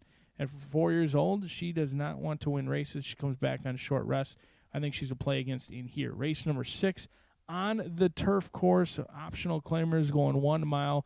Looks to be wide open in there. That is certainly a spread race in the 6th, as is the 7th. Both the 6th and the 7th are spread races. Let's move ahead to our single in the 9th and final. I was a doubter of Queen's Martini the day that she won on September 24th, but she ran by a couple of good horses in Click and Imagine the Moon like they were tied to a post. She was well off the speed, and she won as Rafael Bejarano pleased or asked, ultimately hand-ridden right through the wire. Today, second start off the layoff, gets another half furlong to work with. I think there's enough pace to chase in there. Queen's Martini going to be a single at 8-5, but maybe for you, now that I'm jumping on the bandwagon, potentially time for you to jump off the bandwagon. But a challenging late Fire 5 sequence looks awfully difficult, and I would venture to guess this late Fire 5 going to pay well over $2,000 if we can beat Tizzy Jojo here. Let's find out how it plays out 4 minutes from now.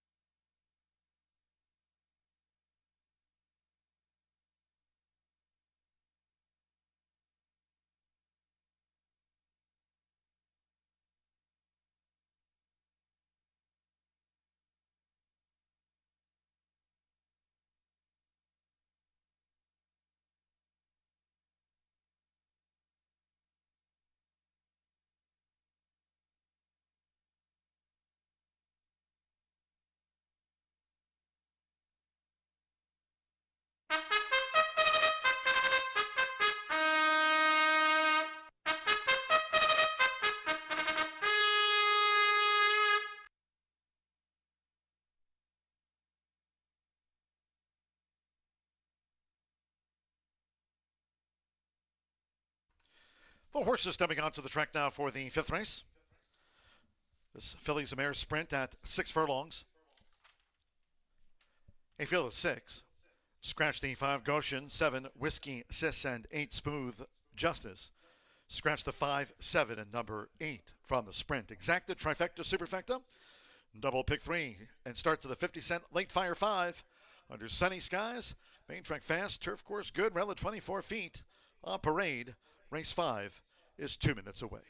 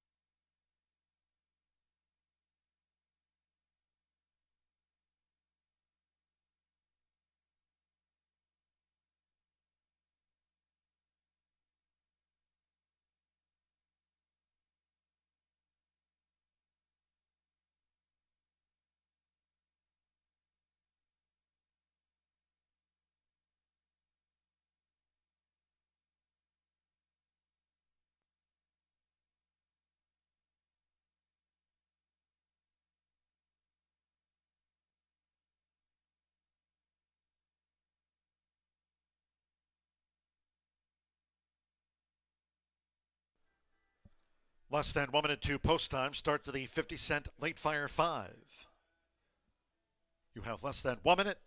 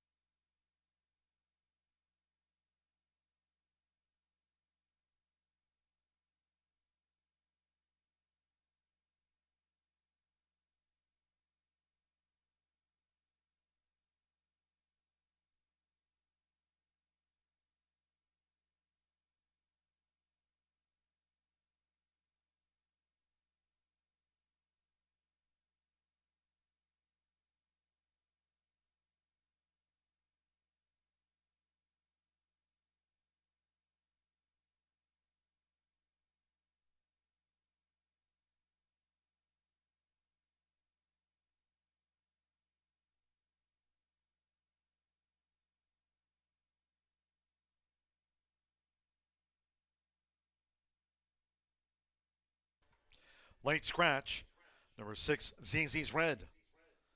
Ladies and gentlemen, by order of the stewards, upon recommendation of the track veterinarian, number 6, ZZ's Red has now been ordered scratched from the sprint. All wagers here on 6, ZZ's Red. Late scratch refunds. Refunds on the 6, ZZ's Red from the sprint. There will be a 10 and 6 consolation double. 10-6 for a consolation double to be paid. Those using number 6, ZZ's Red in a multi-race wager. You'll now receive the post-time favorite as your substitute in any multi-race wagers. Scratch the 6, ZZ's Red from the sprint.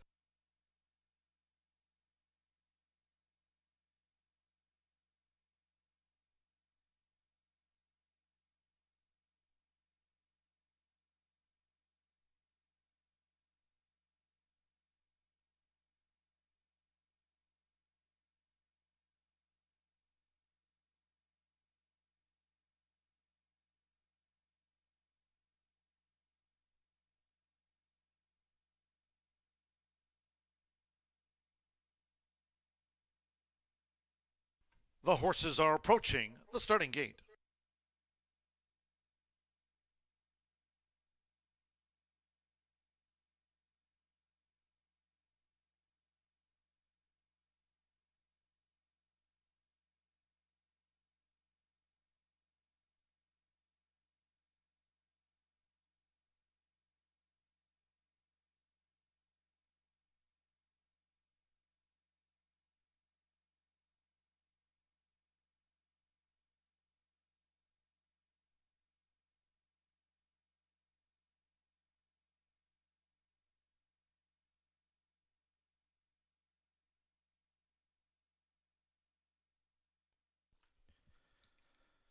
The horses have reached the starting gate. It is now post time.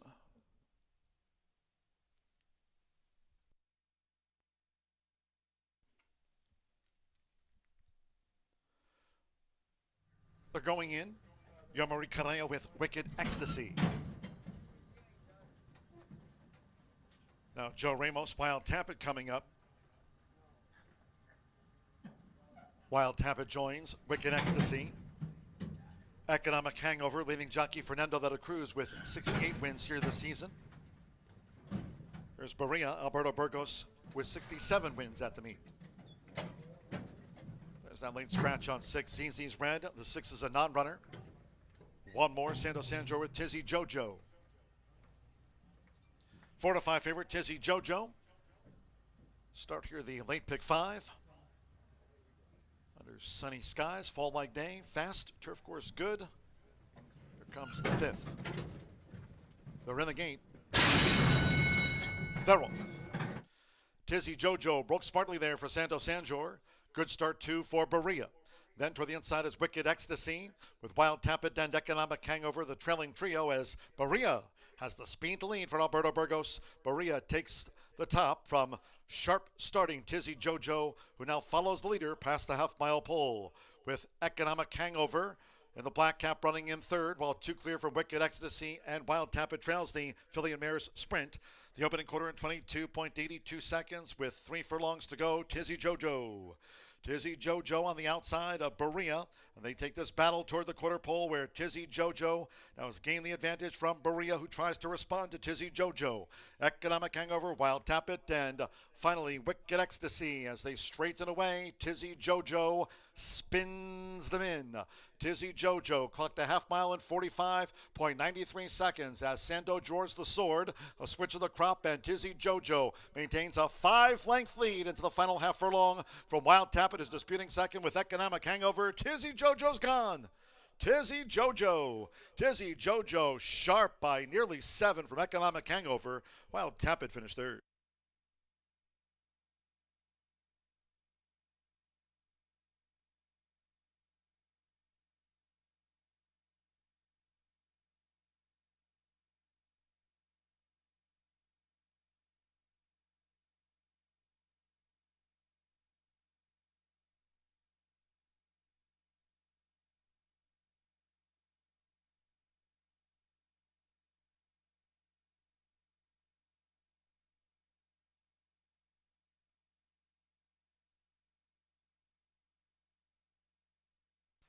111.34 after the sprint. 9.3219. Tizzy Jojo. At 2-5, the filly beats the mares. 3, Economic Hangover. 3-1 was the runner-up. 2, Wild Tappet at 7-1 third. Wicked Ecstasy fourth. It's 9-3-2-1. Sando Sanjo for Tim Eggleston, Matt Kwiatkowski, Jason Kaler. The Tiz Sardonic Joe filly, Tizzy Jojo at 2-5, starting the late pick 5 wager.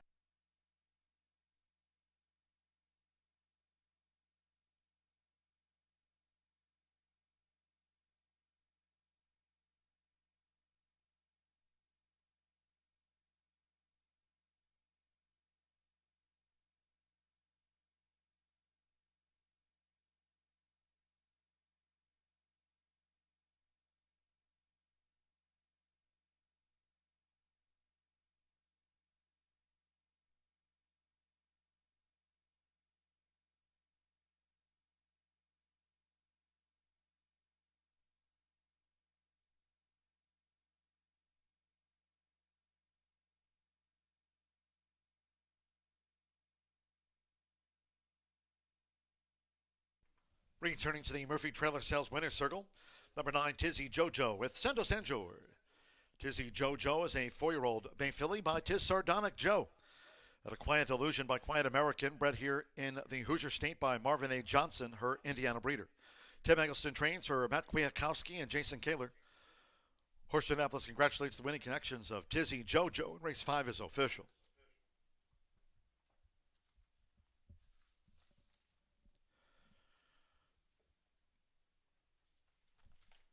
The 9-3 exacta paid $7.60. 50-cent trifecta, 9-3-2, $3.70. 10-9 double, $37.80. 10-6, that's a consolation double, 10-6, $17.80. Wicked Ecstasy fourth. The 10-cent superfecta, 9-3-2-1, coming back $1.61. 50-cent early pick 4, $113.15. 50-cent pick 3, $26.55. And the 50-cent early pick 5 paid $588.20. Early pick 5 on 5 of 5, $588.20. 111.34 after the Distaff Sprint, race 6 back to the turf.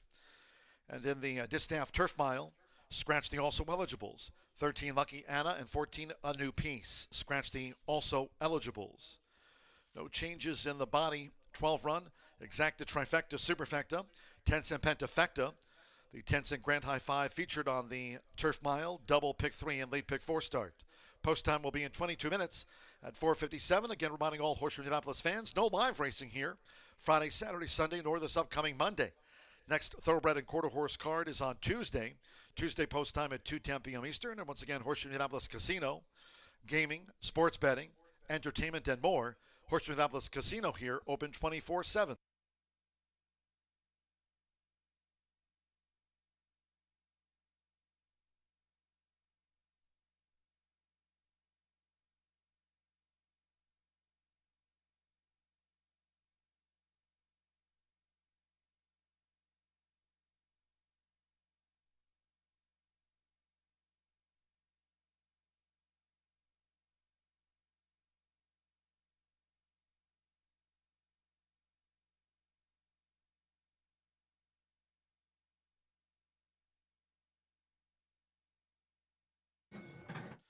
Tizzy Jojo broke smartly there for Sando Sanjor.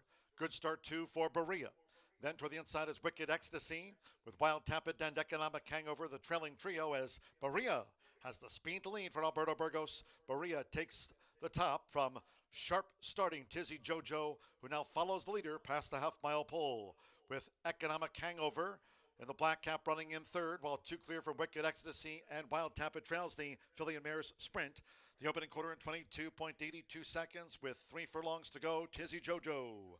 Tizzy Jojo on the outside of Berea. And they take this battle toward the quarter pole where Tizzy Jojo now has gained the advantage from Berea, who tries to respond to Tizzy Jojo.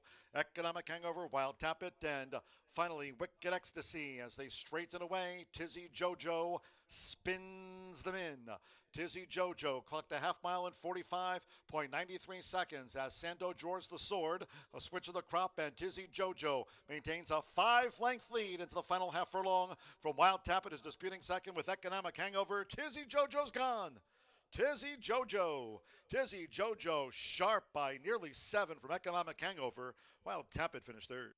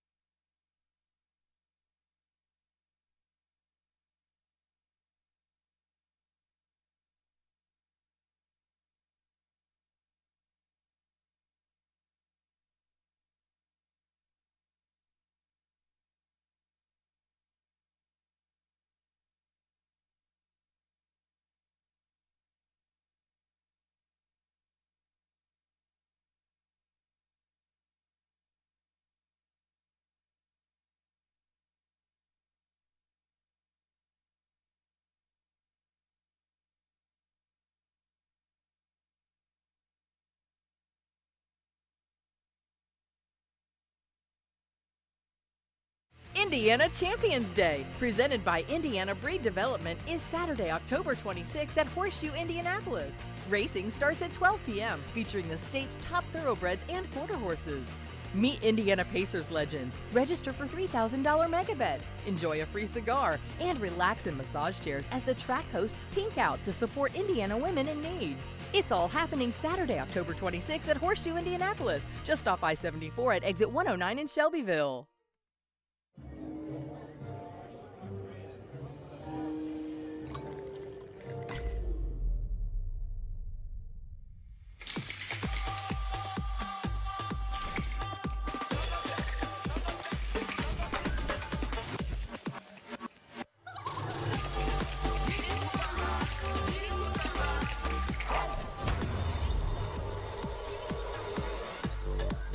Tequila Herradura. Extraordinary awaits.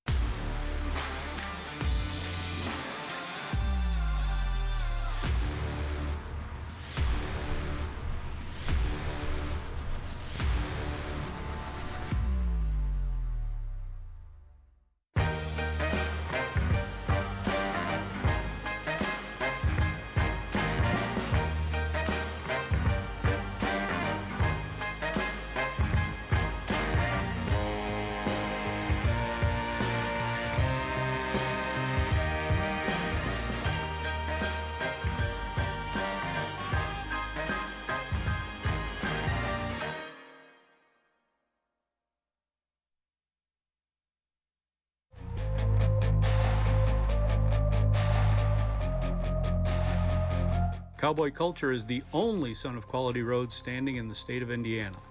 He's out of a Smart Strike mare, went undefeated as a 2-year-old, won multiple stakes at age 3, was stakes placed at age 5, and retired sound after a 28 race career. He checks all the boxes for what a mare owner would be looking for.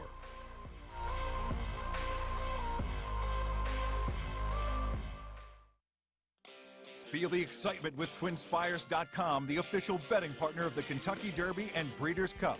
With TwinSpires.com, place legal wagers and watch live horse racing wherever you are on any device. Sign up, play, and win today. New players use promo code FREE100 on sign up to start your $100 bonus. With TwinSpires.com, you can bet on horse racing. Get the TwinSpires.com app to receive special offers and the most up-to-date information. Terms and conditions apply. Void where prohibited. Please wager responsibly.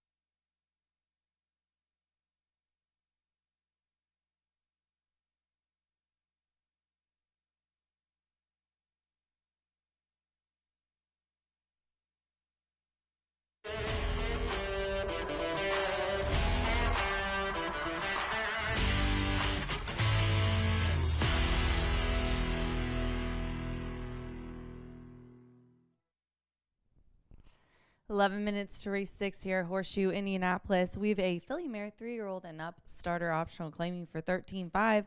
They're going a mile on the turf. The also eligibles, 13 and 14, are out here, and I'm going to go with the 11 at 8-1 on top. Covenant Lady.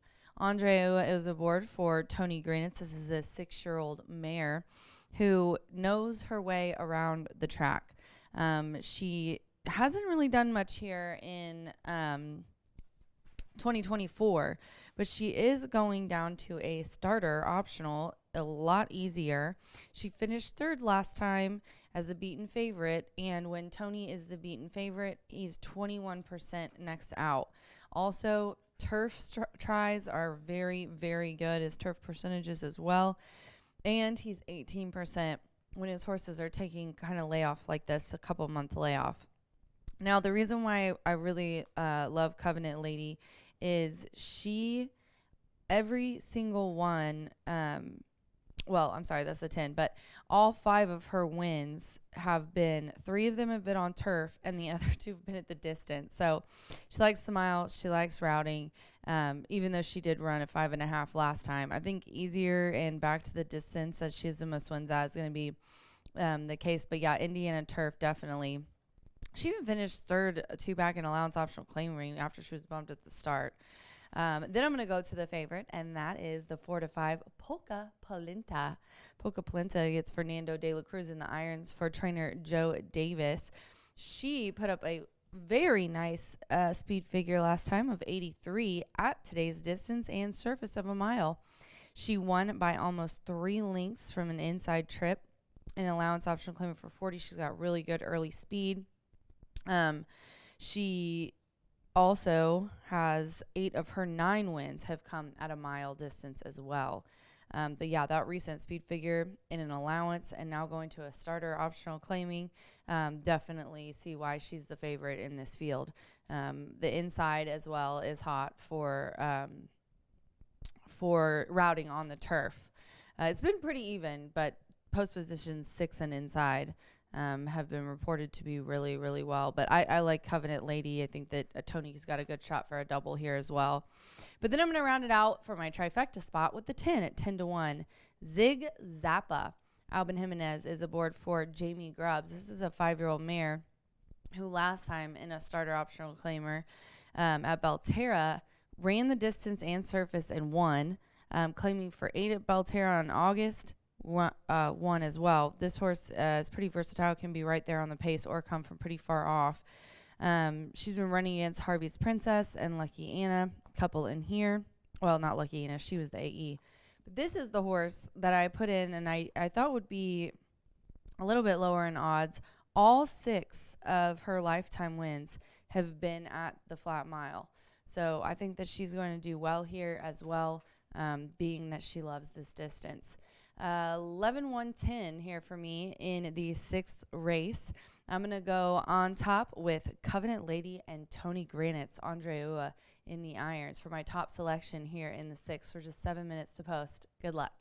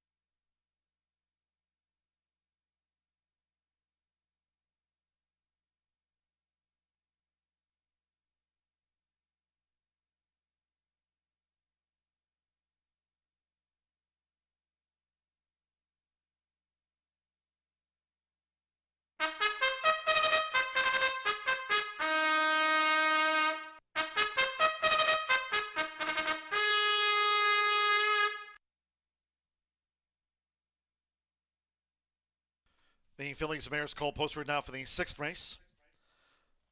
Here in the Turf Mile, a field of 12.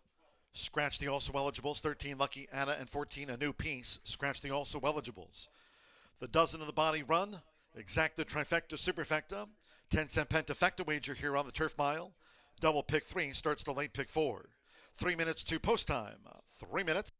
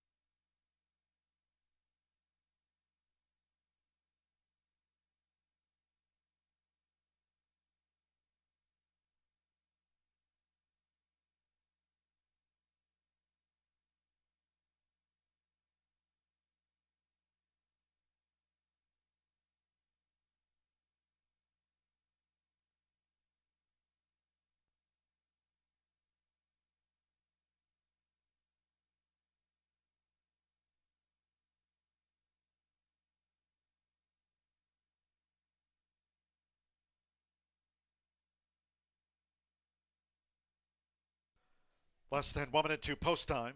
Starts at the 50-cent lead, pick 4 with the turf. Less than 1 minute.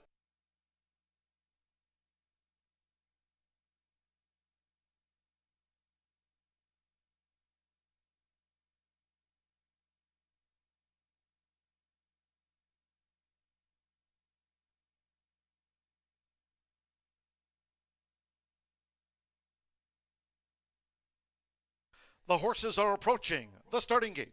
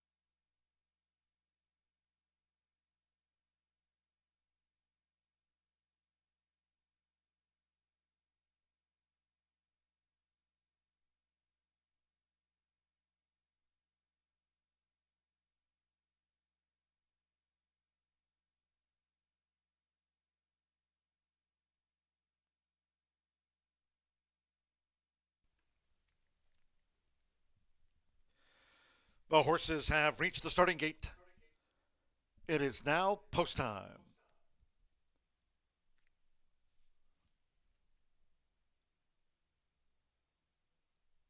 Loading for this Phillies Mares Turf Mile, Fernando de la Cruz. Polka Polenta, first installed at 4-5, the favorite Polka Polenta. Angel Serpa with Dance the Day Away joined the favorite. Alberto Burgos with Magic Beauty.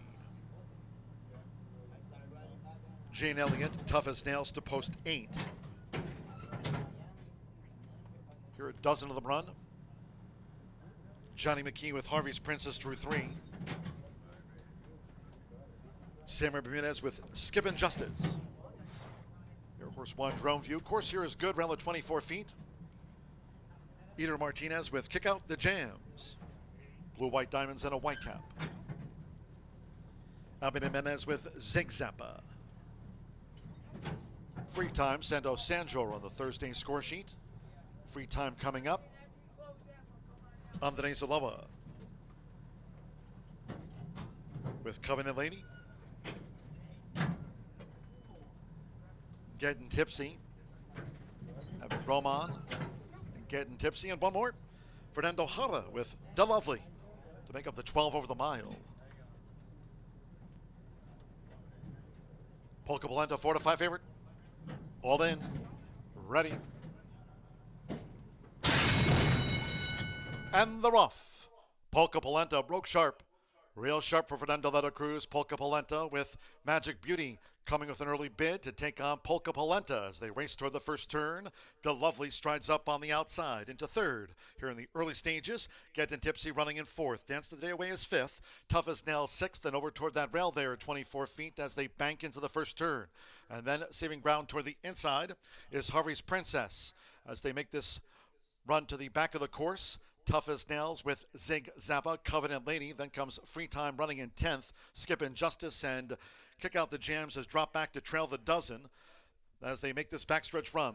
There's the opening quarter that was posted as Magic Beauty has taken the lead from Polka Polenta with Alberto Burgos. Magic Beauty leads the turf mile. Polka Polenta staying close for Fernando de la Cruz. De Lovely's running in third. Then comes Dance the Day Away, Getting Tipsy in the purple silks. While racing 2 clear from Harvey's Princess, Tough as Nails, Zig Zappa, Covenant Lady. Still a big break back there to Kick Out the Jams along with Skippin' Justice, and Free Time is tailed off. Half mile posted in 45.78 seconds, and Magic Beauty at 22-1 leads past the quarter pole. It's Magic Beauty, Polka Polenta toward the inside. Getting Tipsy is right there close up, along with Harvey's Princess who cuts the corner. Following that, Kick Out the Jams with a white cap, but in traffic as they come down toward the final furlong. It's Magic Beauty. Magic Beauty trying to pull this off at long odds. Getting Tipsy. Here comes Harvey's Princess. Polka Polenta not firing in the late stages. Zig Zap is finishing on, along with Dance the Day Away. Harvey's Princess. They're swarming at the finish. It's Magic Beauty along with Harvey's Princess who surged. Harvey's Princess with Magic Beauty photo. Covenant Lady joined on the line. Zig Zappa joined on the line. Then Dance the Day Away was also right there near.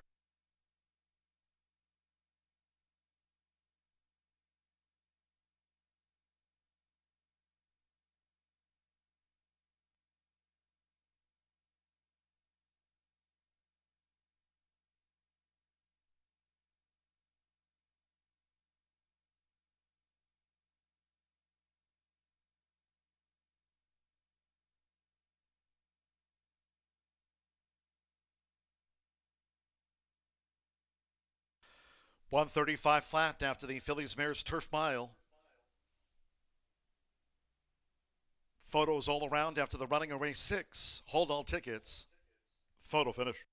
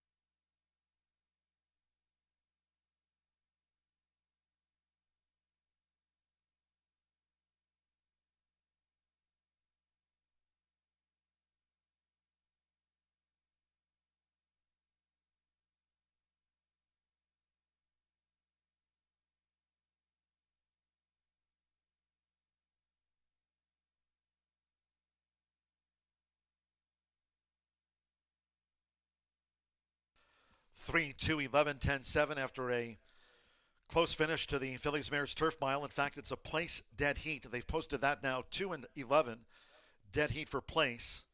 Very narrow margin of victory for Harvey's Princess with Johnny McKee. The 2 Magic Beauty and 11 Covenant Lady, they dead heat.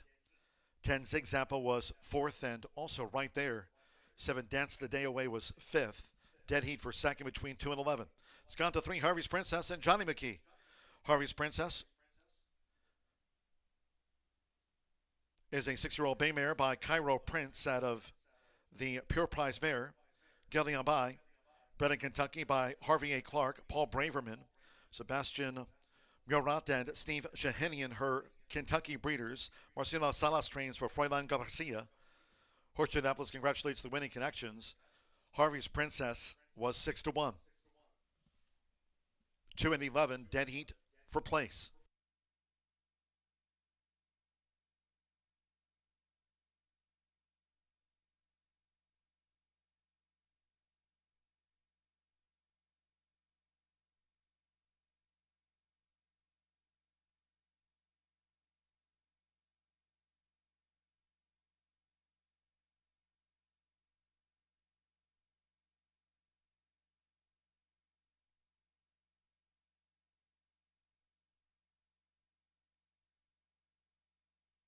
Result official.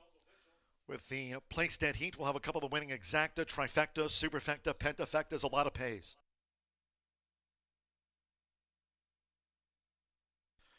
Three, 2 exacta paid $99.60. 311 ticket, $57.80. Magic Beauty, Covenant Lady, 2 and 11, and a place dead heat. 9-3 double worth $20.80. The 50-cent pick 3, $76.55.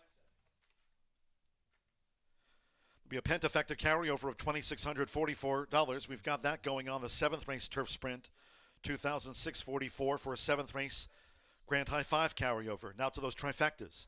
50-cent trifecta 3, 211. $155.95. 50-cent trifecta 311 2. $157.25 and a couple of winning superfectas. 10-cent superfecta 3, 2, 11, 10. $259.47. 10-cent superfecta 3, 11, 210. $252.45. 2 and 11, Magic Beauty, Covenant Lady, dead heated for 2nd after the Phillies Mares Turf File. Photo finish at 135 flat. 21 minutes away from the 7th race turf sprint. It'll have that pentafecta carryover. Scratch the 5, unworkable. 9 Metallic Man, and 11 Call Me Q, and take out 12 Track Tyrant. Scratch the number 5, 9, 11, and 12. 10 Easy Operator. There's a jockey change for that 3-time winner to Gabriel Saez for Genevieve Londano. Gabriel Saez on 10 Easy Operator. Opens up 7-1. 3 Executive Power is 5 pounds over the listed program weight. Exacta, Trifecta, Superfecta. Double pick 3, and after that frantic finish to the Phillies Mares Turf Mile, we have a carryover in the 7th race Pentafecta of $2,644. Post time at the bottom of the hour.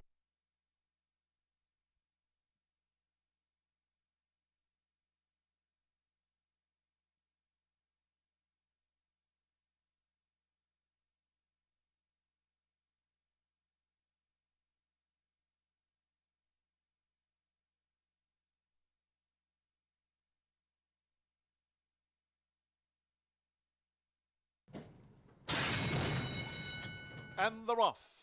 Polka Polenta broke sharp. Real sharp for Fernando Letta Cruz. Polka Polenta with Magic Beauty coming with an early bid to take on Polka Polenta as they race toward the first turn. De Lovely strides up on the outside into third. Here in the early stages, Getting Tipsy running in fourth. Dance the Day Away is fifth.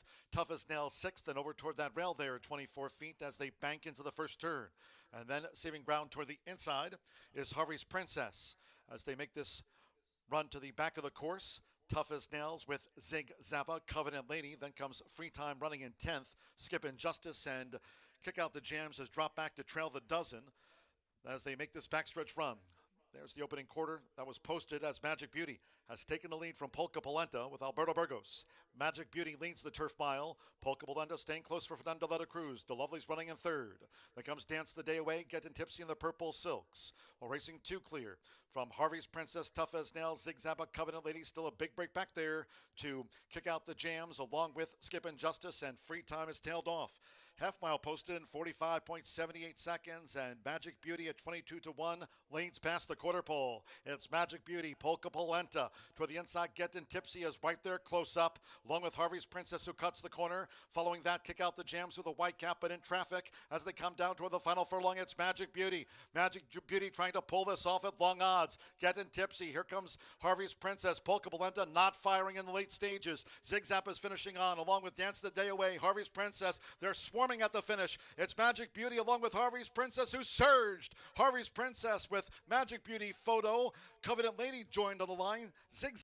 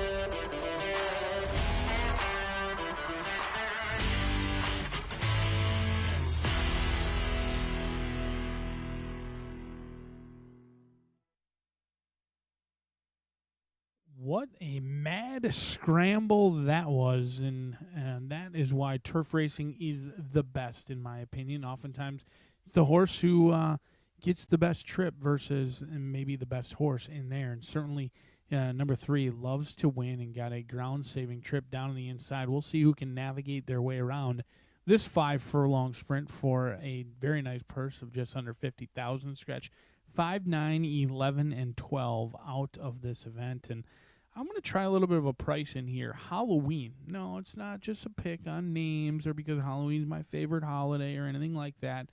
The 5-year-old gelding is winless on the turf, 0 for 1, but has shown some real talent and ability on the synthetic.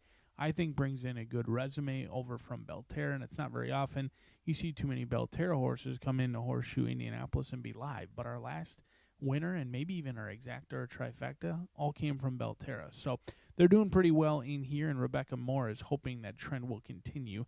Jimena is going to be calling the shots. He ran a tough luck 4th last time out after a wide journey. In the 7th race, he looks to get back onto the winning ways for a horse who may be coming in from Belterra, but those are some names that are pretty darn good. Day and Nabokov certainly have some back class. Even a Breeders' Cup horse like Manny Wah has made his way to the allowance ranks over at Belterra. So is exiting some of their toughest customers over in Ohio. We'll see if the Ontario bred can do something he's never done before, and that is win on the turf. But he's going to have to deal with one of our own. Indiana's Butch's Best, 4 for 16 with 6 second and third place finishes. Only tried the turf one time in his career, and he ran a huge race, giving way to Scotty's on Edge, who was a horse they must have knew that day because Scotty's on Edge was absolutely crushed, but Butch's Best gave him everything he wanted right through the line. Orlando Mojica takes over the mountain here, and I was willing to forgive that last start September 6th. He's been giving substantial time off, and he should come back and fire his best shot. And those projections indicate that he's bound to go off favored in here, despite what he is currently at 7-2. Projections showcase 9-5 when it's all said and done. But your inside runner, Holiday House, has a ton of upside. Gennaro Garcia trying to hold off Randy Klopp as those two are set to battle it out over the final month of racing. Marcelino Pedroza Jr. would be right near the top of the rider standings had it not been for an injury midsummer. Certainly welcome him back to the jocks room as well, and I think that Holiday House deserves a long look. Unlike the top 2 selections, he actually has a win on the turf course, and he ran well in that race with Scotty's on Edge. Went off at a big number of 25-1. Ran admirably, has been stuck down on the inside in the last 2 starts, so he should be accustomed to being on the inside, and hopefully he can work out a ground-saving trip. You don't get connections like Marcelino Pedroza Jr. and Gennaro Garcia on the board at 8-1 very often, so I hope to take advantage of that with Holiday House at 8-1 down on the inside. But we'll see if Halloween can live up to the ultimate name selection in here with Halloween on October 31st. We'll see if we can get the job done 7 minutes away from race number 7. Good luck.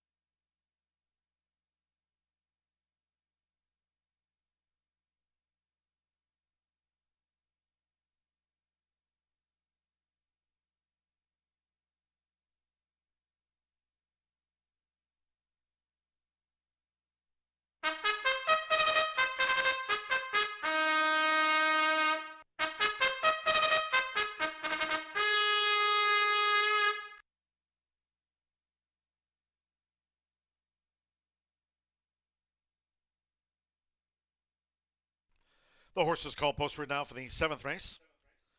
The turf sprint feature at 5 furlongs, course good. Again, the turf rail was set at 24 feet this race week. Here, a field of 8. Scratch 5, Unworkable. 9, Metallic Man, and 11, Call Me Q, and take out 12, Track Tyrant. Scratch the 5, 9, 11, and number 12. 10, Easy Operator, a jockey change to Gabriel Saez. Gabriel Saez on the 10, Easy Operator. 3, Executive Power, plus 5 pounds. Exacta Trifecta Superfecta, double pick 3. Noting there is a carryover in the 10-cent Grand High 5. Pentafecta carryover of $2,644. That in the Pentafecta. 3 minutes to post time. 3 minutes to get a bet on.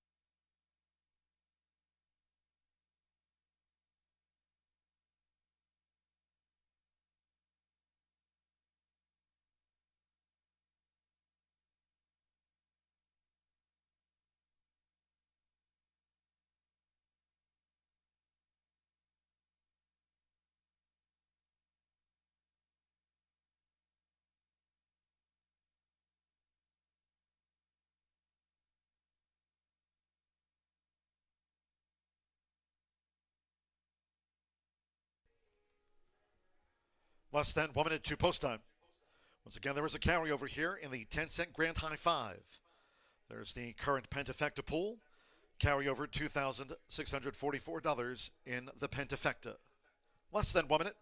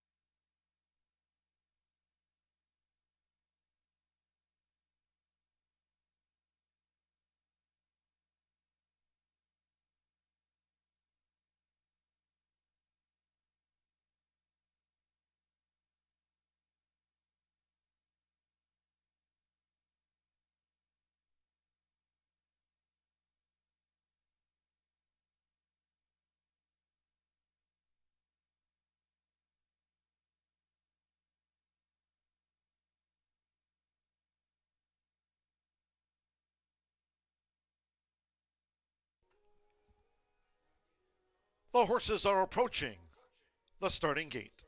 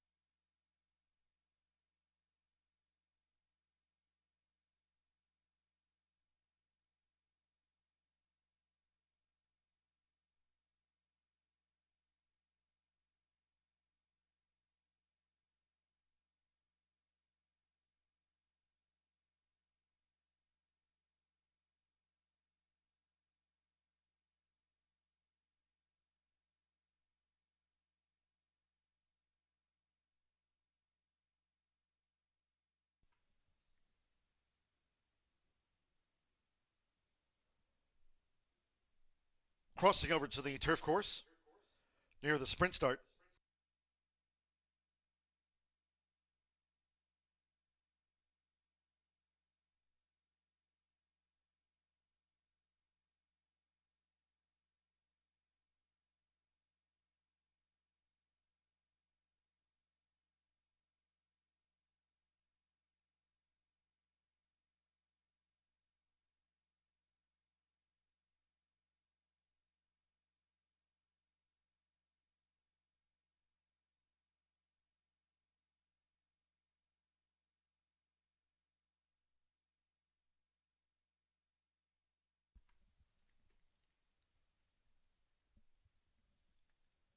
The horses have reached the starting gate. It is now post time. They're going in. Holiday House. Marcelino Pedrosa Jr. has a win on the card. Alberto Burgos with Otis on the Cape. Joining Holiday House, Orlando Mexico with the gray Butch's Best. Arsenio Flacco, here's Code Omaha. Eric Asmussen, Executive Power in the white.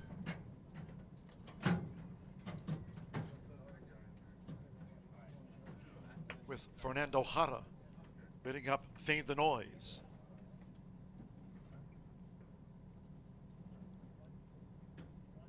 Butch's Best 2-1. Fade the Noise 5-2 right now. The second choice 7-2 Executive Power. So stand by one more. Easy Operator.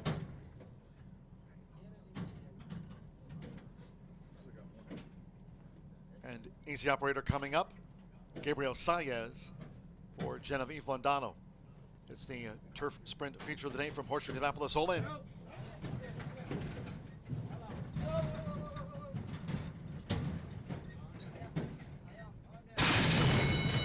They're off. Racing 5 furlongs. Executive Power tears out of there, along with the gray Butch's Best. Otis on the Cape and Easy Operator on the front outside with Orlando Mexico. Butch's Best, the gray, leads the way.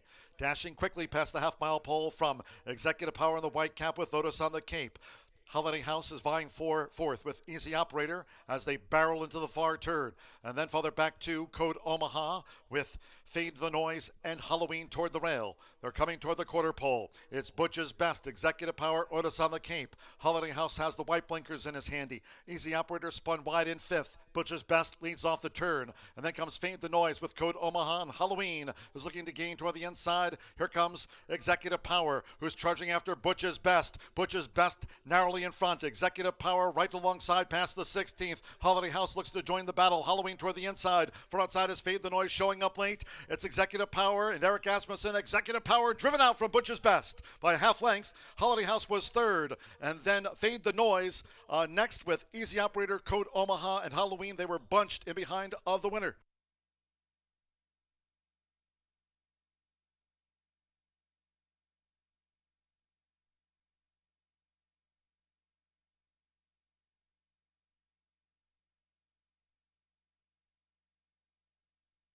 55.11 for a final. They're calling for a win photograph. Hold all tickets, 55.11. It was 5-1 on 3 Executive Power. Was a carryover going into the Pentafecta. There'll be a photo for 5th to sort out the Grand High Five. So Executive Power, Eric Asmussen for his Hall of Fame father. Son of Constitution, Executive Power was 5-1.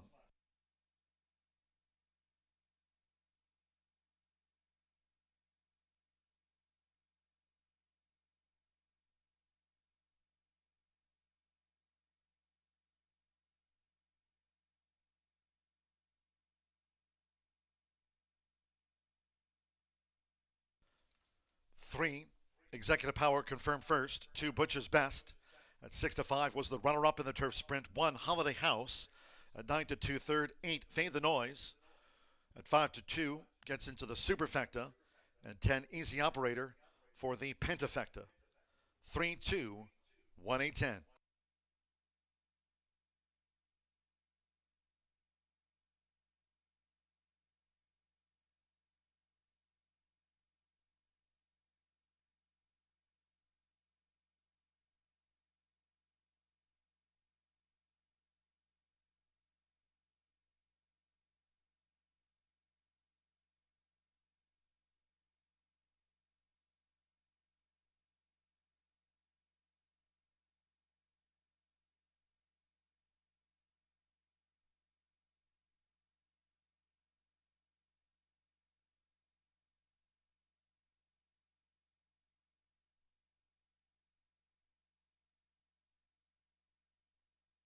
The result of the 7th race official.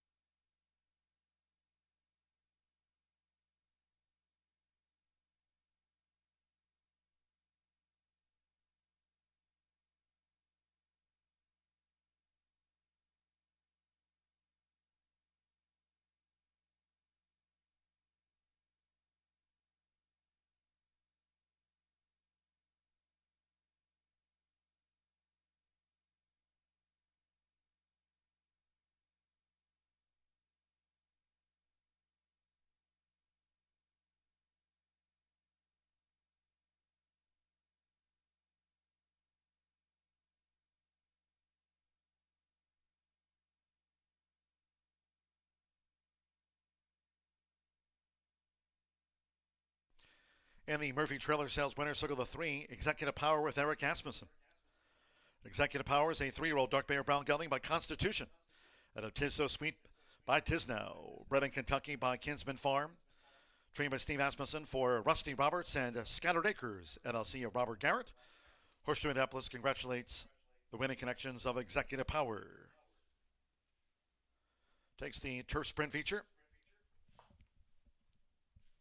3-2 Exacta paid $64 even. 50-cent trifecta.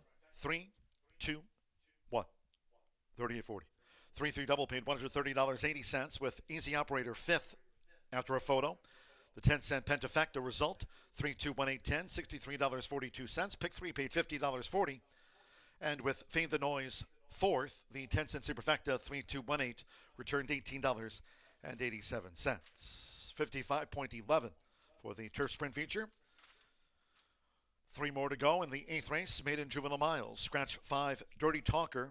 11, After Big Storm, and the 12, Cantorito. Scratch 5, 11, and 12. Exacta Trifecta Superfecta, another 10-cent Pentafecta teed up. Double and final pick 3 of a 10-race card. Post time in 20 minutes, the Maiden Juvenile Mile at 6:02.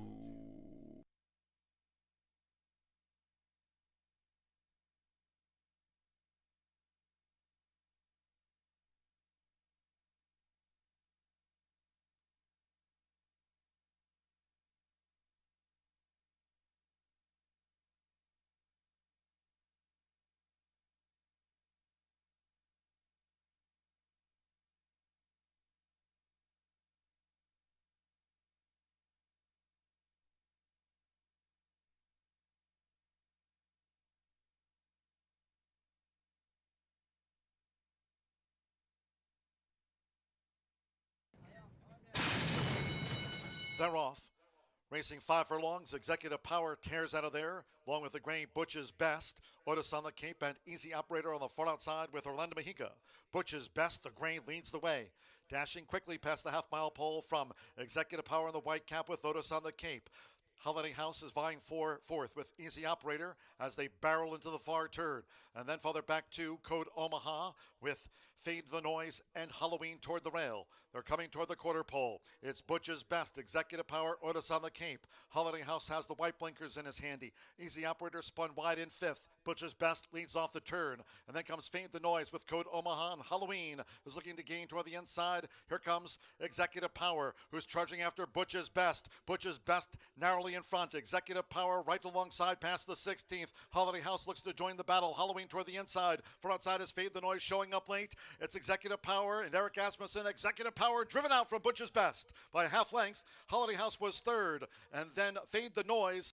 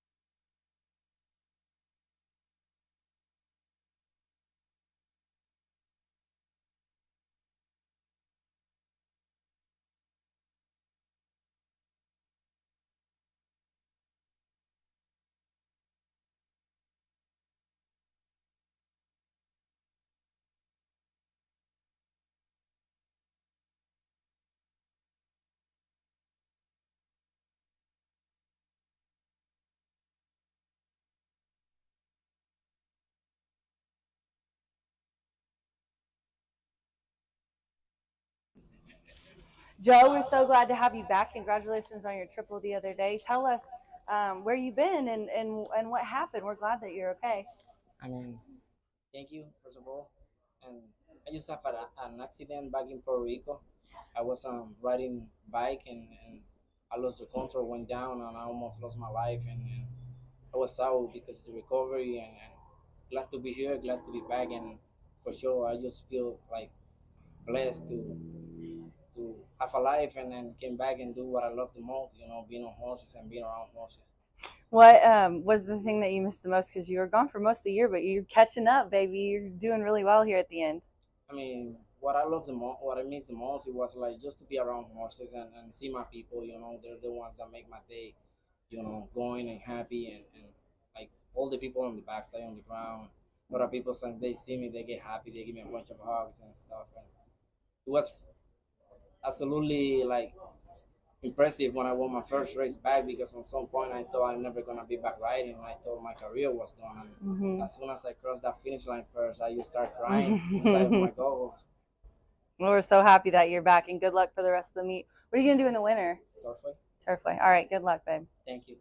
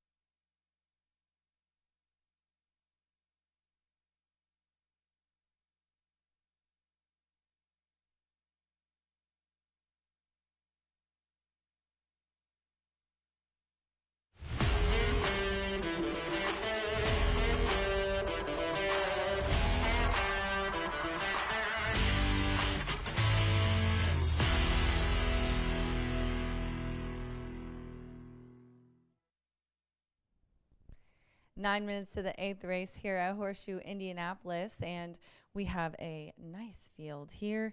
The AEs are out of here, as well as the 5 Dirty Talker. I've got the 7 on top in this race, 2-1 right now on the tote board, with the 9 questions. SIG 45. DP is aboard for Aaron West, and Deshaun was in our HRN report as one of the recent top jocks. He was in, I think, 3rd there. So definitely the last couple weeks he's been having some nice wins, and I think he's got a shot here. This is a 2-year-old gelding by Golden Sense, Twirling Candy Dam, making its 4th lifetime start. and a 2-year-old maiden going a mile. And he's ran a mile the last couple. Most recent start on September 30th at a mile. Ended up on the outside, but had nice speed, got right up there on the pace, and ended up getting beat just a neck with some horses that are in this group as well, including the 8, just his outside Bout Tree Fitty. Got in some trouble before that, but we finally got a good trip and got outside and around everybody. Had a nice race, and I think, you know, with a bullet work since then on October 10th and Deshaun back aboard, Sig 45 has a good chance today. And then I'm going to go to the 10 El Huavero. This one, Oscar Villarreal. How did I look up what the 3 meant, but I forgot to look up El Huavero. Oscar Villarreal is aboard for Cipriano Contreras. It's a 2-year-old colt by Honor AP, honor code. And then the Dam is by Empire Maker. This colt is making its 3rd lifetime start. And he debuted on September 6th and was at the distance and surface and got 2nd. And then last time was the favorite and just kind of just came out of the gate and really just had a horrible time overcoming that awkward start. But I love what I'm seeing here with the 10. I mean, on his toes, looking really nice. You know, does not look like a 2-year-old colt. I mean, he's got really nice flesh, and he looks like he's feeling good today. I'm sure this weather is making him all feel a little frisky, but Sippy's also 25% when he was the beaten favorite, and that's the case. Plus, I couldn't say enough good things about Villarreal. He's also been hot the last couple weeks. And then I'm going to go to the 3, Embrujo de Amor, which means love spell. Fernando de la Cruz is aboard for Tony Duran, who is looking for a training double on the card. Fernando, his first race today. This one was well bet on debut, but didn't do much. Obviously, the first race is a learning experience. He draws another inside post here with the 3, which was the case last time, but I just don't think he figured it out. They're giving him some more time to figure it out by stretching him out to a mile from 5.5 today. But Tony, a high percentage trainer who, like I said, won the opener and is looking to win this one as well. So I've got Love Spell, Embrujo de Amor to round out my try. Also feeling good. These 2-year-olds, they're feeling frisky. It's nice and cool, and they've done this before. I'm going to go with the 7, though, on top with my man DP and Aaron West, Sig 45. Good luck.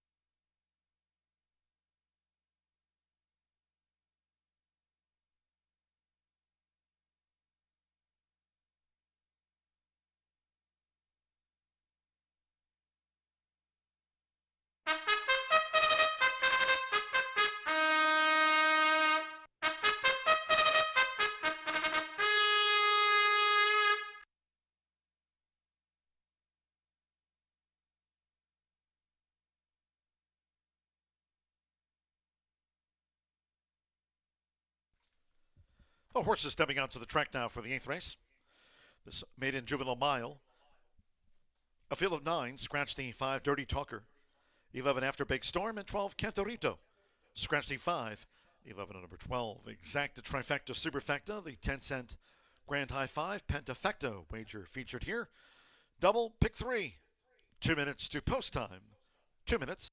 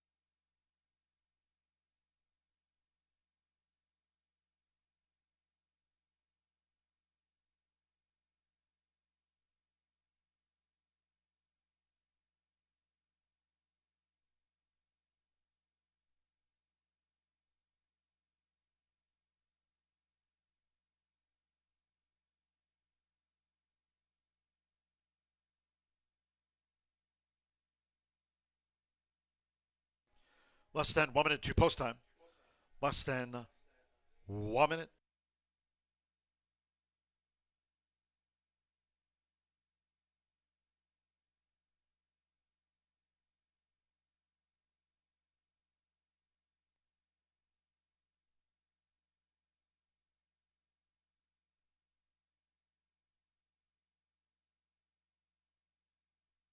Late scratch on number 3, Embrujo de Amor. Ladies and gentlemen, I order the stewards upon recommendation of the track veterinarian. Number 3, Embrujo de Amor, has now been scratched. All wagers here on 3, Embrujo de Amor. Refunds. There will be a 3 and 3 consolation double. 3-3 consolation double. Those using 3 Embrujo de Amor in a multi-race wager, you'll now receive the post-time favorite as your substitute in any multi-race wagers. Number 3, Embrujo de Amor, has now been scratched.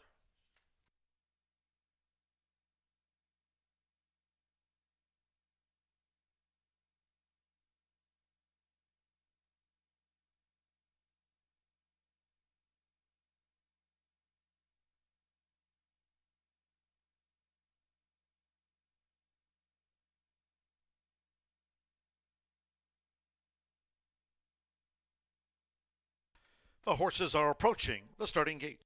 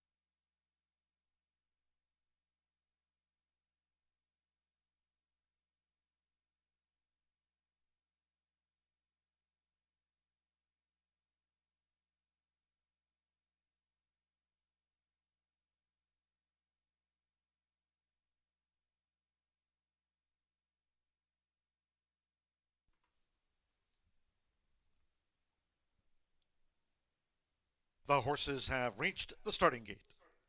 It is now post time. Loading for this maiden juvenile mile, Deshaun Parker with Sig 45. Alberto Burgos, Gimmel, joined Sig 45 loading up. Evan Roman with Boutry Fitty. Andres Aloa, Chanakee, drew post 2. Loads at 43-1 on Chanakee. 9 questions, Santos Sanjo for Tony Granitz with a win on the card. Now Revs Buster, Sammy Bermudez won our third of the day. A couple to the back, Andres Calleja. Up comes 1945. Sig 45, the even money favorite. 7-2 on Boutry Fitting, 9 questions, and El Jovero. So one more for this maiden over the mile. Oscar Villarreal with El Jovero.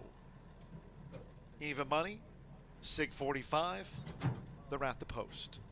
All in. They're off. Chanakee hustled away. 9 questions. Sig 45 is forward, along with 1945, part of an early scramble as they enter the first turn. It's Chanakee, who's emerged the leader for Andres Ulloa with inside 7 furlongs to run. Chanakee went to the front and leads 1945 and Revs Buster third at the inside. Racing 3 clear from toward the inside. Gimmel and the white cap running in 4th. Sig 45 is 5th upon settling, making this backstretch run. Then Boutry Fitting, 9 questions, and El Jovero trails the maiden juvenile mile. The first 2 of 8 furlongs clocked by Chanakee at 32-1 in 24.48 seconds. And now they're just about in the shadow of the half-mile pole. It's Chanakee. So Chanakee looking to upset. Chanakee leads 1945 and Revs Buster. Sig 45 up into 4th, but out wide. With just over 3 furlongs to go, Boutry fit in between horses. And then toward the inside comes Gimmel, 9 questions, and El Jovero is a long-looking last. It's still Chanakee cutting out the pace. Half mile, 48.88 seconds. Chanakee by 3/4 length to 1945. And now here's Sig 45. Sig 45 coming up to take on Chanakee as they approach the quarter pole. So Deshaun Parker pulls the trigger. on Sig 45, who swept in front.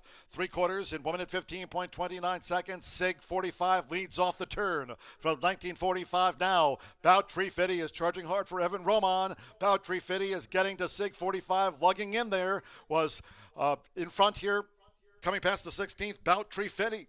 Boutry Fitty kept to the task by Evan Roman. Boutry Fitty. Boutry Fitty will be first by 2. 1945, Sig 45, 9 questions finished fourth, well clear.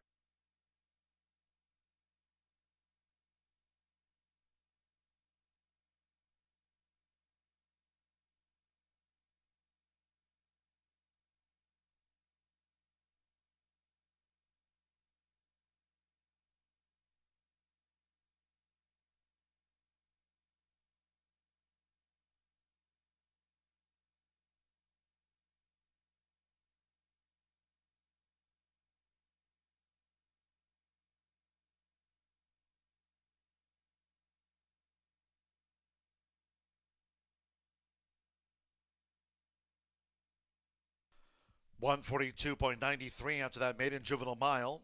8, 6, 7, 9, 10, 8. Boutry Fitty, 4-1 first. 6, 1945 at 22-1 was the runner-up. 7, Sig 45 at 4-5. Fired a blank in the final furlong, and then 9 questions fourth, and 10 El Jovero comes from another cornfield away to get into the Pentafecta. 8, 6, 7, 9, 10 after the maiden. 142.93. It's been a week for Evan Roman. 6 for 12 here during the race week. Picks up another. He's got over 60 wins at the meet. Here for John Harron in the 6:03. It's about Boutry Fitty.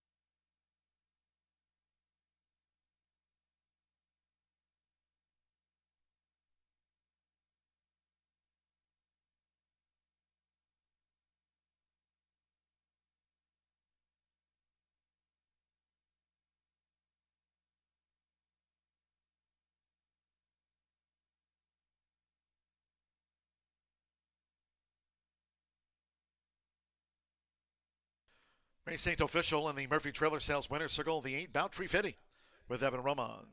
Boutry Fitty, 2-year-old Dark Bear Brown gelding by 1,000 Words.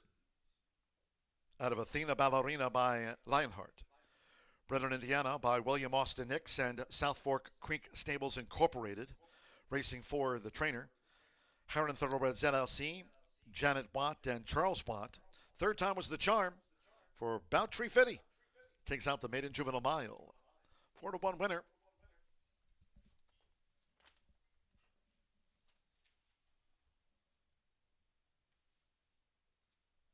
8-6 exacta, $129 even. 50-cent trifecta, 8-6-7, $120.45.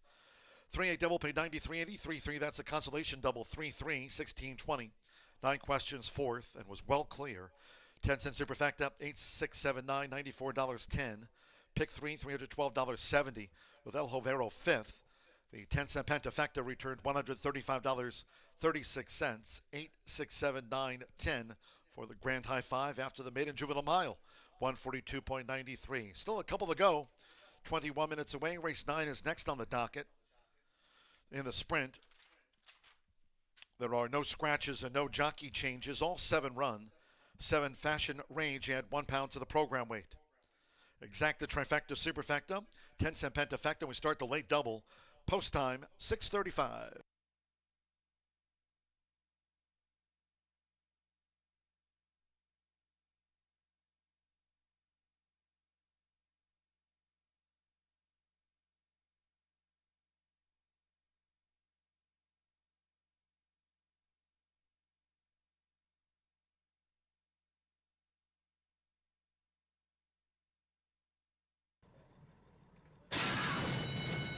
Alhoverov. Chanakey hustled away. 9 questions. SIG 45 is forward, along with 1945, part of an early scramble as they enter the first turn. It's Chanakey who's emerged the leader for Andres Ulloa with inside 7 furlongs to run. Chanakey went to the front and leads 1945 and Revs Muster third at the inside. Racing 3 clear from toward the inside. Gimmel in the white cap running in 4th. SIG 45 is 5th upon settling, making this backstretch run. Then Bout Tree Fitty, 9 questions, and El Jovero trails the maiden juvenile mile. The first 2 of 8 furlongs clocked by Chanakey at 32-1 in 24.48 seconds. And now they're just about in the shadow of the half-mile pole. It's Chanakey. So Chanakey looking to upset. Chanakey leads 1945 and Revs Muster. SIG 45 up into 4th, but out wide. With just over 3 furlongs to go, Bout Tree Fit in between horses. And then toward the inside comes Gimmel, 9 questions, and El Jovero is a long-looking last. It's still Chanakey cutting out the pace. Half mile, 48.88 seconds. Chanakey by 3/4 length to 1945. And now here's SIG 45. SIG 45 coming up to take on Chanakey as they approach the quarter pole. So Deshaun Parker pulls the trigger on SIG 45, who swept in front. 3/4 in 1 minute 15.29 seconds. SIG 45 leads off the turn from 1945 now. Bout Tree Fitty is charging hard for Evan Roman. Bout Tree Fitty is getting to SIG 45, lugging in there. Was in front here, coming past the 16th, Bout Tree Fitty. Bout Tree Fitty kept to the task by Evan Roman. Bout Tree Fitty. Bout Tree Fitty will be first by 2. 1945, SIG 45, 9 questions finished 4th, well clear.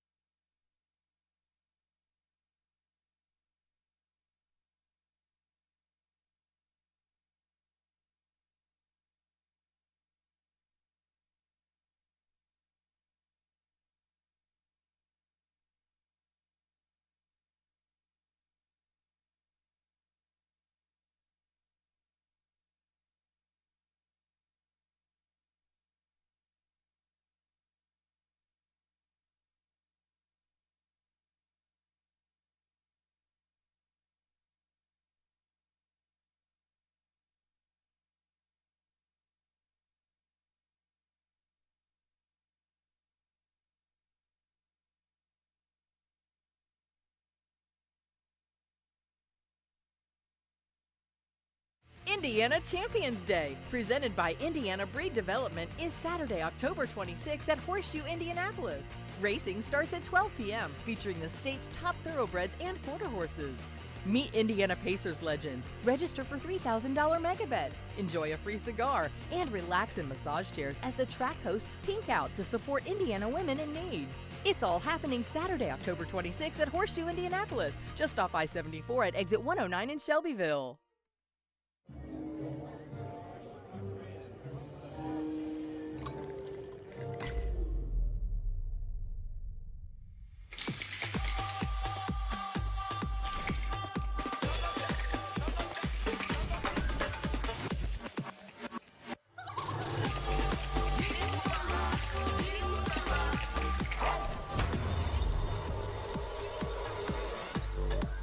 Tequila Herradura. Extraordinary awaits.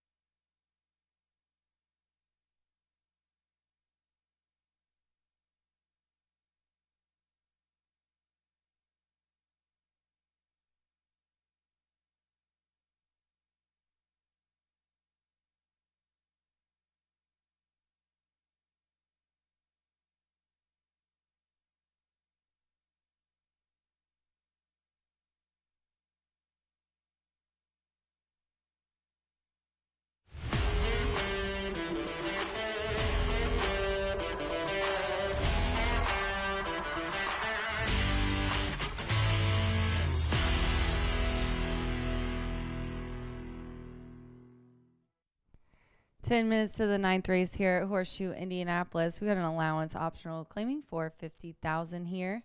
Aaron, forgot about my shades. You guys tell this is my last race, but how color coordinated am I? So demure, so classy. Even my nails are pink. All right, race 9, 3-year-old and up. This is for the ladies. Allowance optional claiming $50,000, 6 furlongs, 7 horses. I had a typo on my tip sheet. I just realized there's not 10 horses in this field, Aaron. There are 7. So I'm going to go 176. And to get him some time to type that into the system, I'll just let you guys know that out of these 7 betting interests, we do have some horses who have ran in some nice races, some lower races here.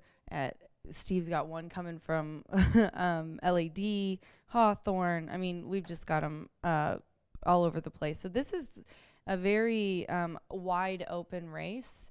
but it is going to be a step up for some of them. The one is who I'm going to go with. Eric won a race today. I think Keith has a really good shot in this one. He's riding for Moquette. 3-year-old filly by Mucho Macho Man is 4 out of 5 in the money out of her races, total races. So she broke her maiden at first asking at Saratoga. Then she was in a couple of stakes races. She has never not lit up the board because the only time she was out of the top 3, she was a 4th, and that was in a grade 2 at Gulfstream Park. She was 3rd in a pretty tough allowance at Parks, and then came here in an allowance and won by 2.5 after Steve got her, Ron got her. So she's starting here. 3-year-old filly looks really good in the paddock there. So I'm going to put her a second off layoff as well. I'm going to put her on top. And then we'll go with the other Asmussen guy here, Eric, which both of them wonderful, wonderful jockeys, wonderful people. 6-year-old mare. So we've got the younger going against the older here. And I'm seeing that Eric could probably get a double. We'll see. But Steve owns and trains this lady, and they're both looking for a double here. 3 months off, and Steve is 18% off that kind of layoff. Now, she hasn't had a really good trip since a few back. It was back at Oaklawn, honestly. And Keith was aboard that time. She led and then just got caught at the wire. It was on the mud, but these last couple, she hasn't done too well. Now, like I said, she hasn't raced till July, but I think she might have needed that time. I like that she's on the outside of everybody here as well, so she can get a nice trip and not get stuck on the inside, which did happen a couple back. Then I'm going to round it out with the 6. Marcelino is in the irons for Tom Van Berg. This one, Sylvia, looks really, really nice coming into this race off of 3 in the money finishes. She is a hard knocking mare. I'll tell you that right now. 12 of 17 life in the money. They know where to put her. They know where to spot her. Her last race, that 3rd place finish, was just by a length and a half. And the 2nd place horse that beat her for 3rd, the Kid Pataki, came back to win next out. 4 of her 5 wins have been at today's distance.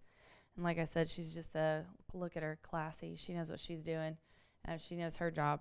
So I put Sylvia in 3rd. 176 for me. I got I got Keith and Eric in the exacta here today. So we'll see which of my Asmussen boys end up in the winner's circle today, hopefully.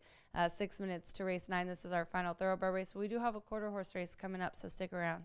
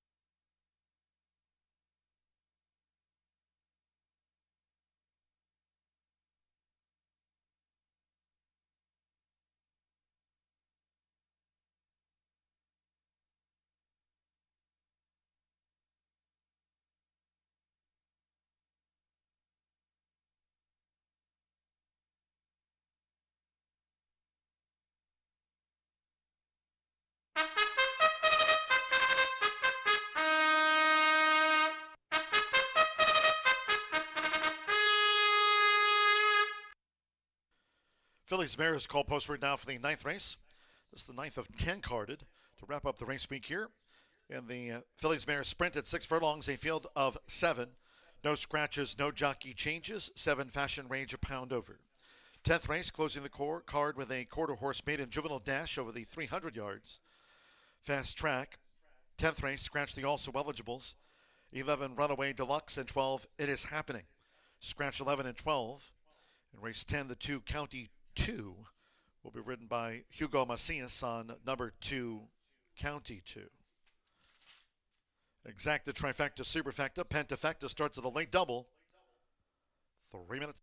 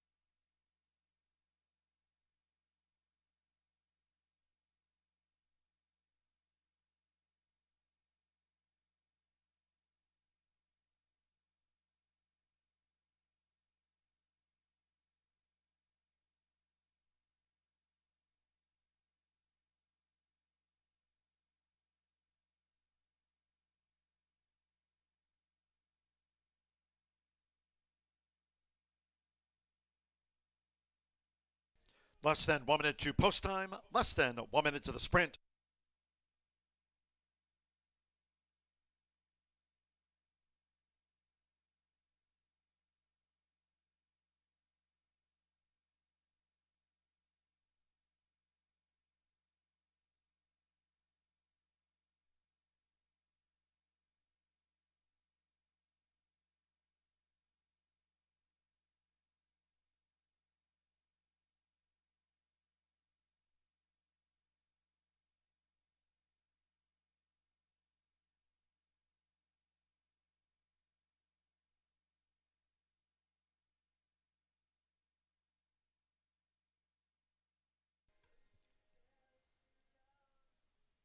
be running to that sunset coming toward the quarter pole here at Horseshoe Indianapolis, making their way nearer to the gate.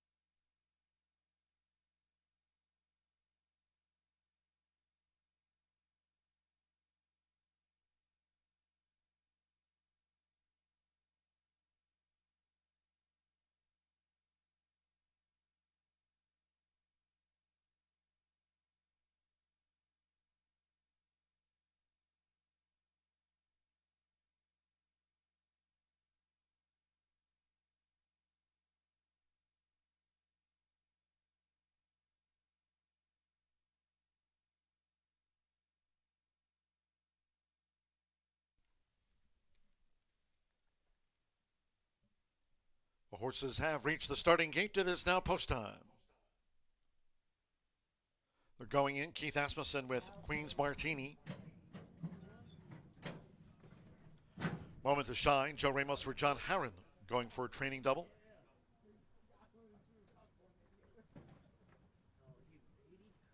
Alexis Santana with First Kitten. Orlando Mejica, Alberta's Sun drew 5. Now, Andres along with Comset. Marcelino Pedrosa Jr. Sylvia. At 6 furlongs, one more. Eric Asmussen with Fashion Rage. They're all in line. Ready. Robin sprinting. Fast start for Alberta's Sun along with Sylvia on the outside. Here's Comset with the black cap also going for an early bid. It's Alberta's Sun. So with Orlando Mejica, Alberta's Sun rockets to the front from Comset and Sylvia the Gray. They chase the pace. Then toward the inside, Queen's Martini with on the outside Fashion Rage. Royal blue and white halves and a white cap. First Kitten, the 11-time winners in a tight spot. And on the far outside, Moment to Shine has dropped back to last. The quarter covered in 22.56 seconds. 3 furlongs to go. A long odds leader, it's Alberta's Sun. Alberta's Sun out there in front. Leads here by 3 to Sylvia. With on the outside, Fashion Rage coming with her bid, and then Moment to Shine, Comset, First Kitten, and toward the inside, Queen's Martini. As these fillies mares turn for home at sunset, and Alberta's Sun is looking to pull off a huge upset. Half mile, 45.61 seconds. Alberta's Sun is a furlong away and leads here Fashion Rage by 4. Coming down to the final 16th. Queen's Martini's running on into third, but they're close to home with Orlando Mejica. It's Alberta's Sun. Alberta's Sun has come with a bombing run and beats Fashion Rage by 3.5. Queen's Martini third, and then Moment to Shine with First Kitten back in 5th.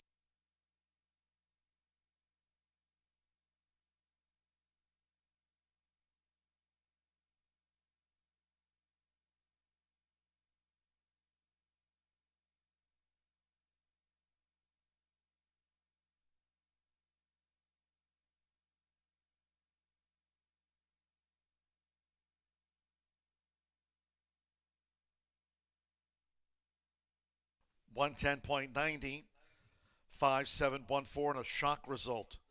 5 Alberta Sun at 38-1 pulls off the upset over 7 Fashion Rage at 3-1 the runner-up. 1 Queen's Martini at 6-5 third. 4 Moment to Shine, 3-1 fourth. Alberta Sun. Orlando Mejica back in town. Here for Brian Cook, Chris Nolan. Alberta Sun a 38-1 strike. 2 First Kitten ran 5th. 5-7, 1-4-2.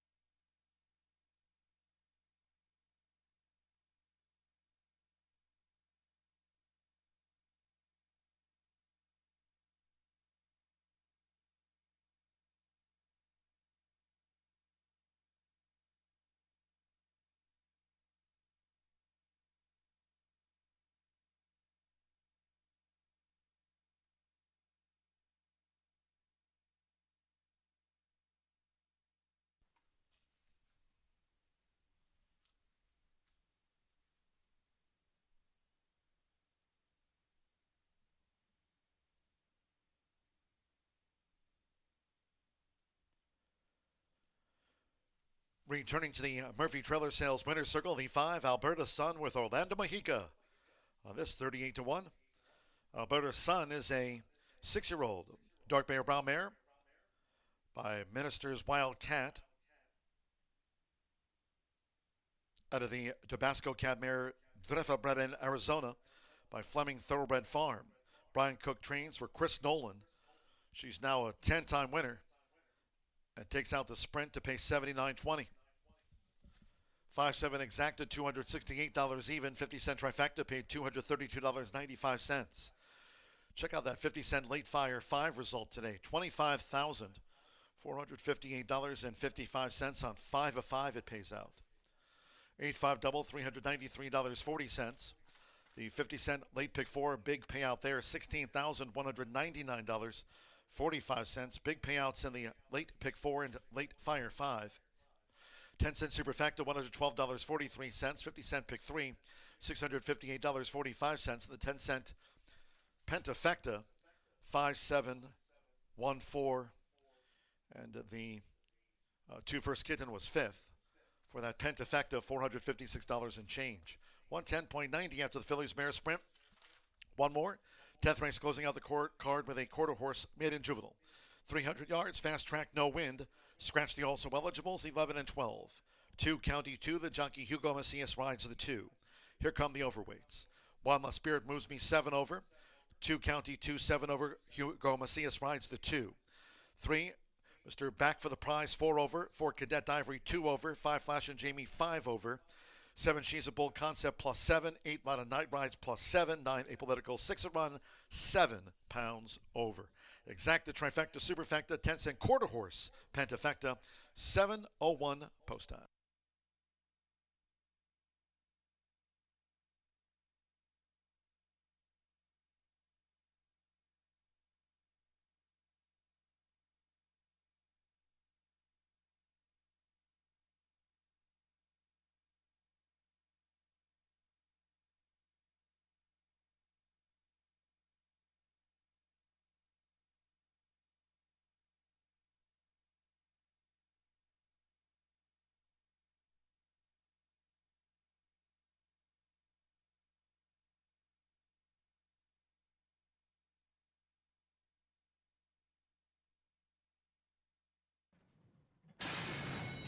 Robin sprinting. Fast start for Alberta Sun along with Sylvia on the outside. Here's Comset with the black cap also going for an early bid. It's Alberta Sun. So with Orlando Mexica, Alberta Sun rockets to the front from Comset and Sylvia the Gray. They chase the pace. Then toward the inside, Queen's Martini with on the outside Fashion Rage. Royal blue and white halves and a white cap. First kitten, the 11-time winners in a tight spot. And on the front outside, Moment to Shine has dropped back to last. The quarter covered in 22.56 seconds. 3 furlongs to go. A long odds leader, it's Alberta Sun. Alberta Sun out there in front. Leads here by 3 to Sylvia. With on the outside, Fashion Range coming with her bid. And then Moment to Shine, Comset. First kitten and toward the inside, Queen's Martini.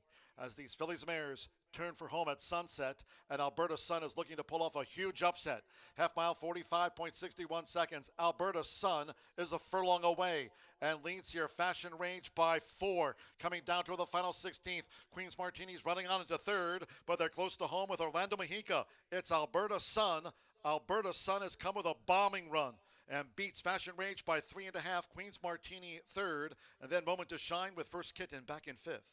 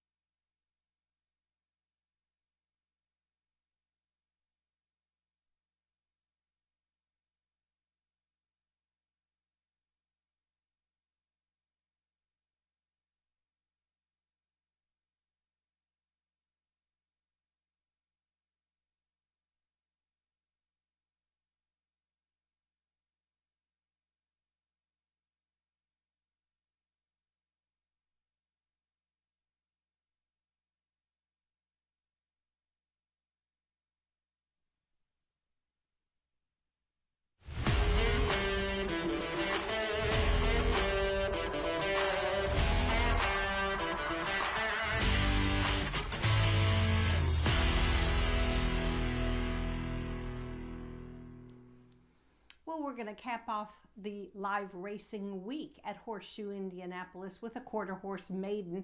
These are 2-year-old registered Indiana bred juveniles.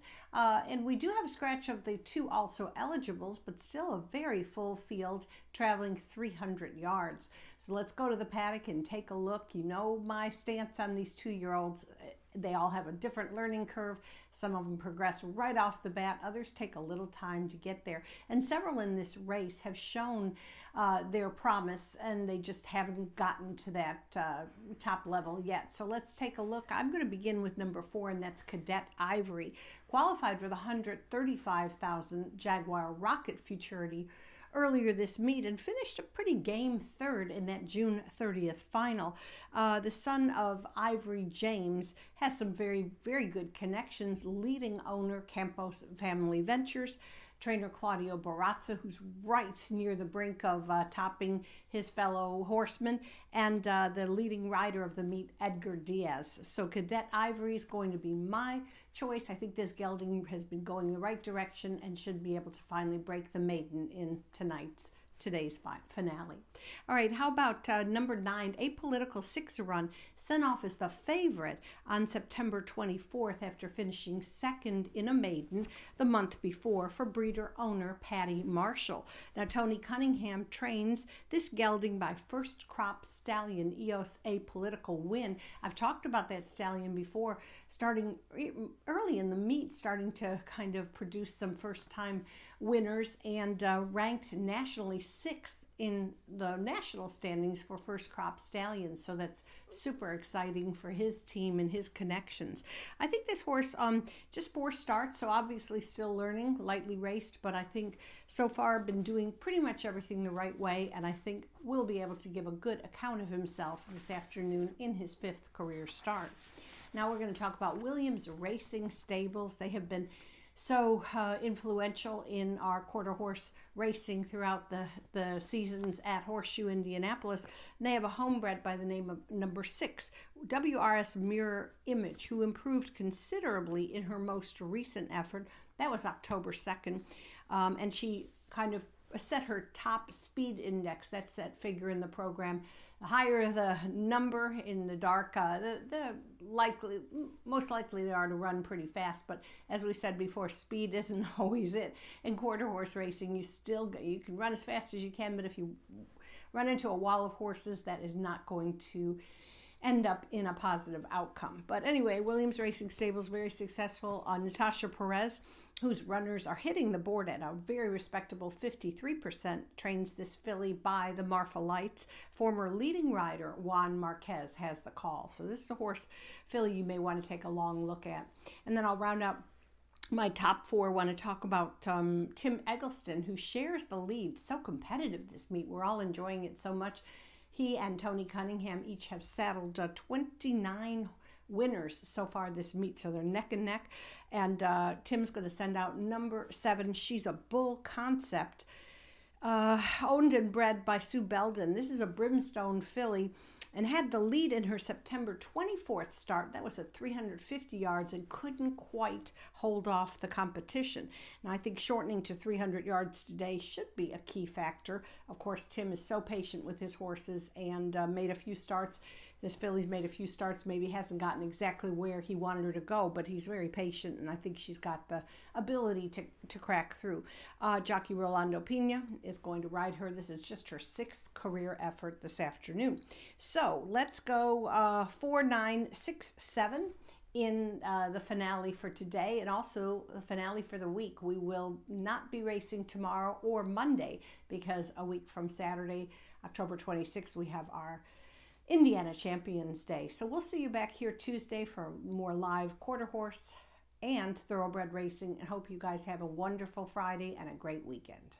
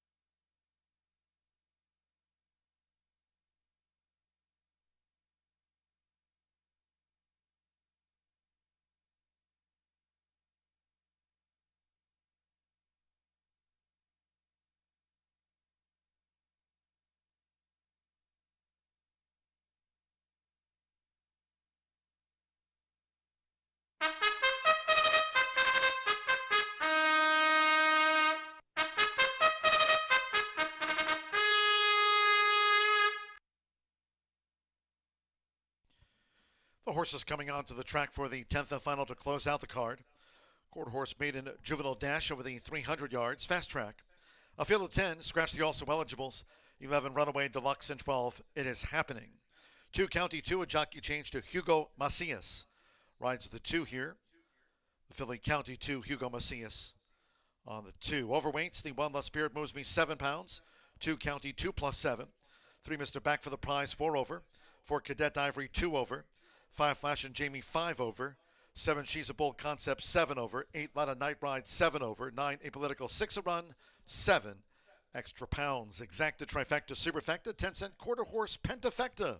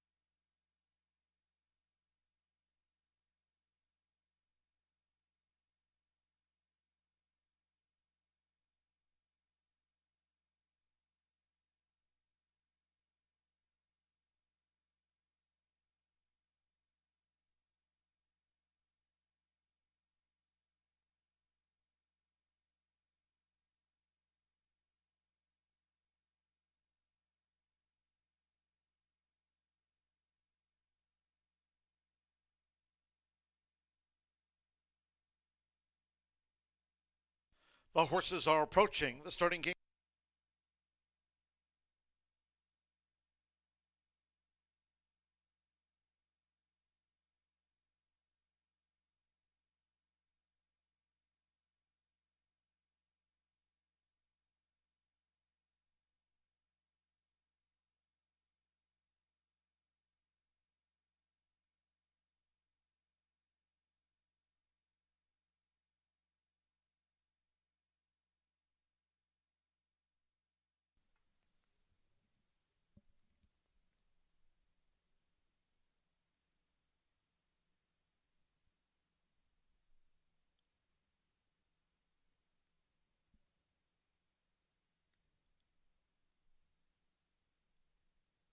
The horses have reached the starting gate. It is now post time. Lost Spirit Moves Me has been joined by WRS Mirror Image. She's a Bull Concept coming up, County 2. Hugo Macias rides the filly County 2.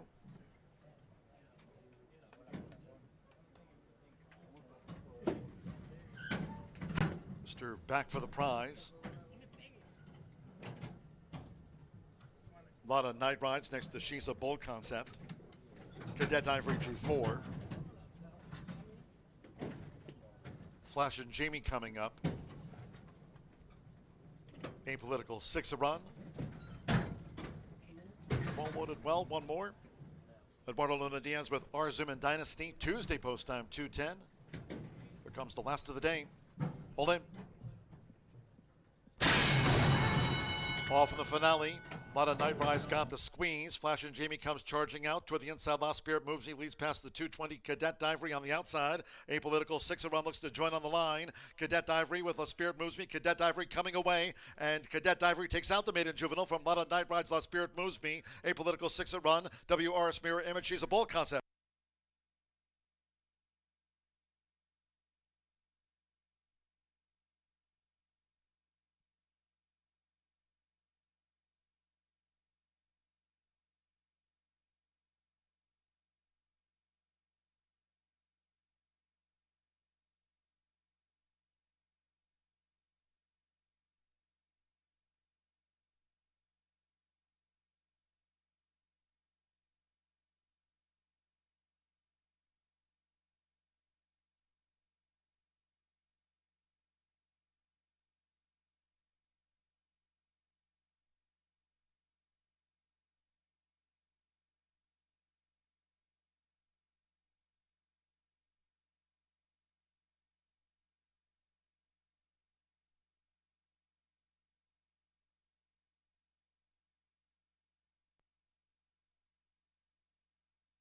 $15.917 after the quarter horse maiden juvenile dash. Fast no wind. 4-8-1-9-6 for Cadet Ivory. 6-5 first. 8 Lot of Night Rides. 15-1 the runner up. 1 The Spirit moves me at 13-1 odds third. 9 Apolitical 6 a run at 4-1 fourth, and 6 WRS Mirror Image was fifth for the quarter horse Grand High 5. It's gone to Cadet Ivory.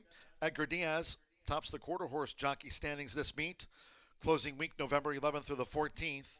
A lot of quarter horse stakes action here as part of 5th Annual Indiana Champions Day. Hope you can join us on Saturday, October the 26th. Big day here with 5th Annual Indiana Champions Day and plenty of quarter horse stakes action. 15.917 here for the maiden juvenile dash. 4-8-1-9-6.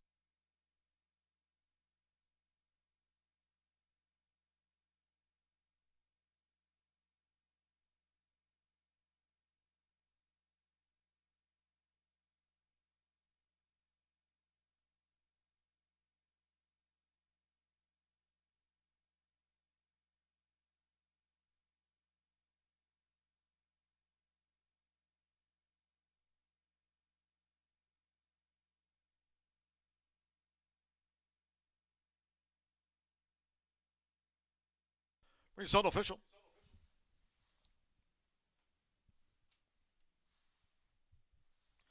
$4-8 exacta paid $49 even, 50-cent trifecta. 4-8-1, $99.80. The 5-4 late double paid $264.40, 10-cent superfecta. $88.68, 4-8-1-9.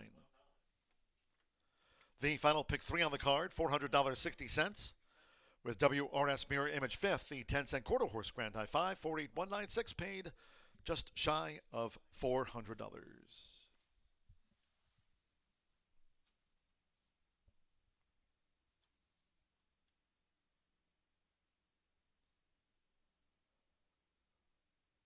What a meet for these connections. Edgar Diaz topping the quarter horse jockey standings for the season.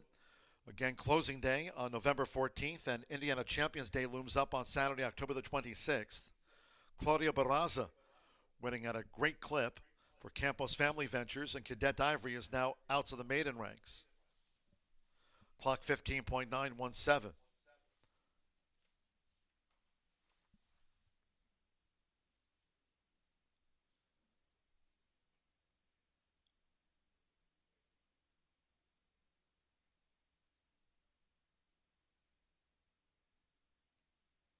There's Edgar Diaz. Ganador. Cadet Ivory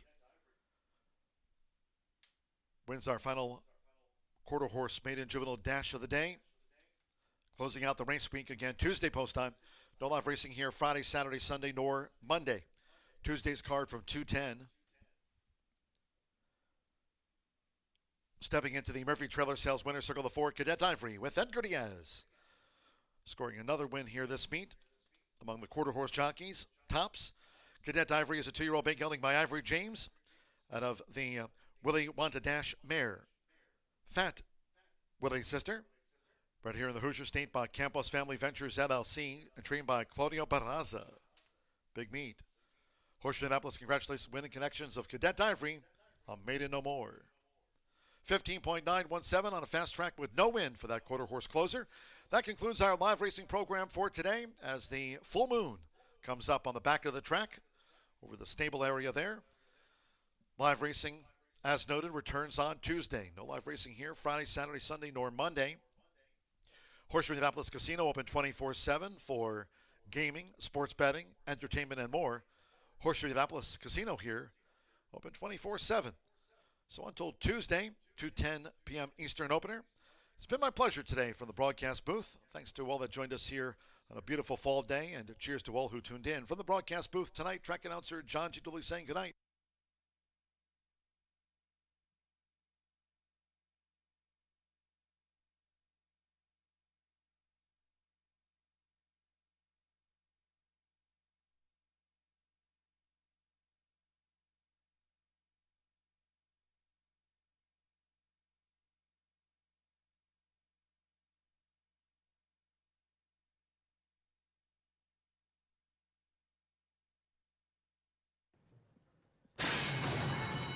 Off in the finale, a lot of Night Rise got the squeeze. Flash and Jamie comes charging out toward the inside. Lost Spirit moves. He leads past the 220 Cadet Ivory on the outside. Apolitical 6-1 looks to join on the line. Cadet Ivory with La Spirit moves me. Cadet Ivory coming away, and Cadet Ivory takes out the maiden juvenile from Lotta Night Rides. La Spirit moves me. Apolitical 6-1. WR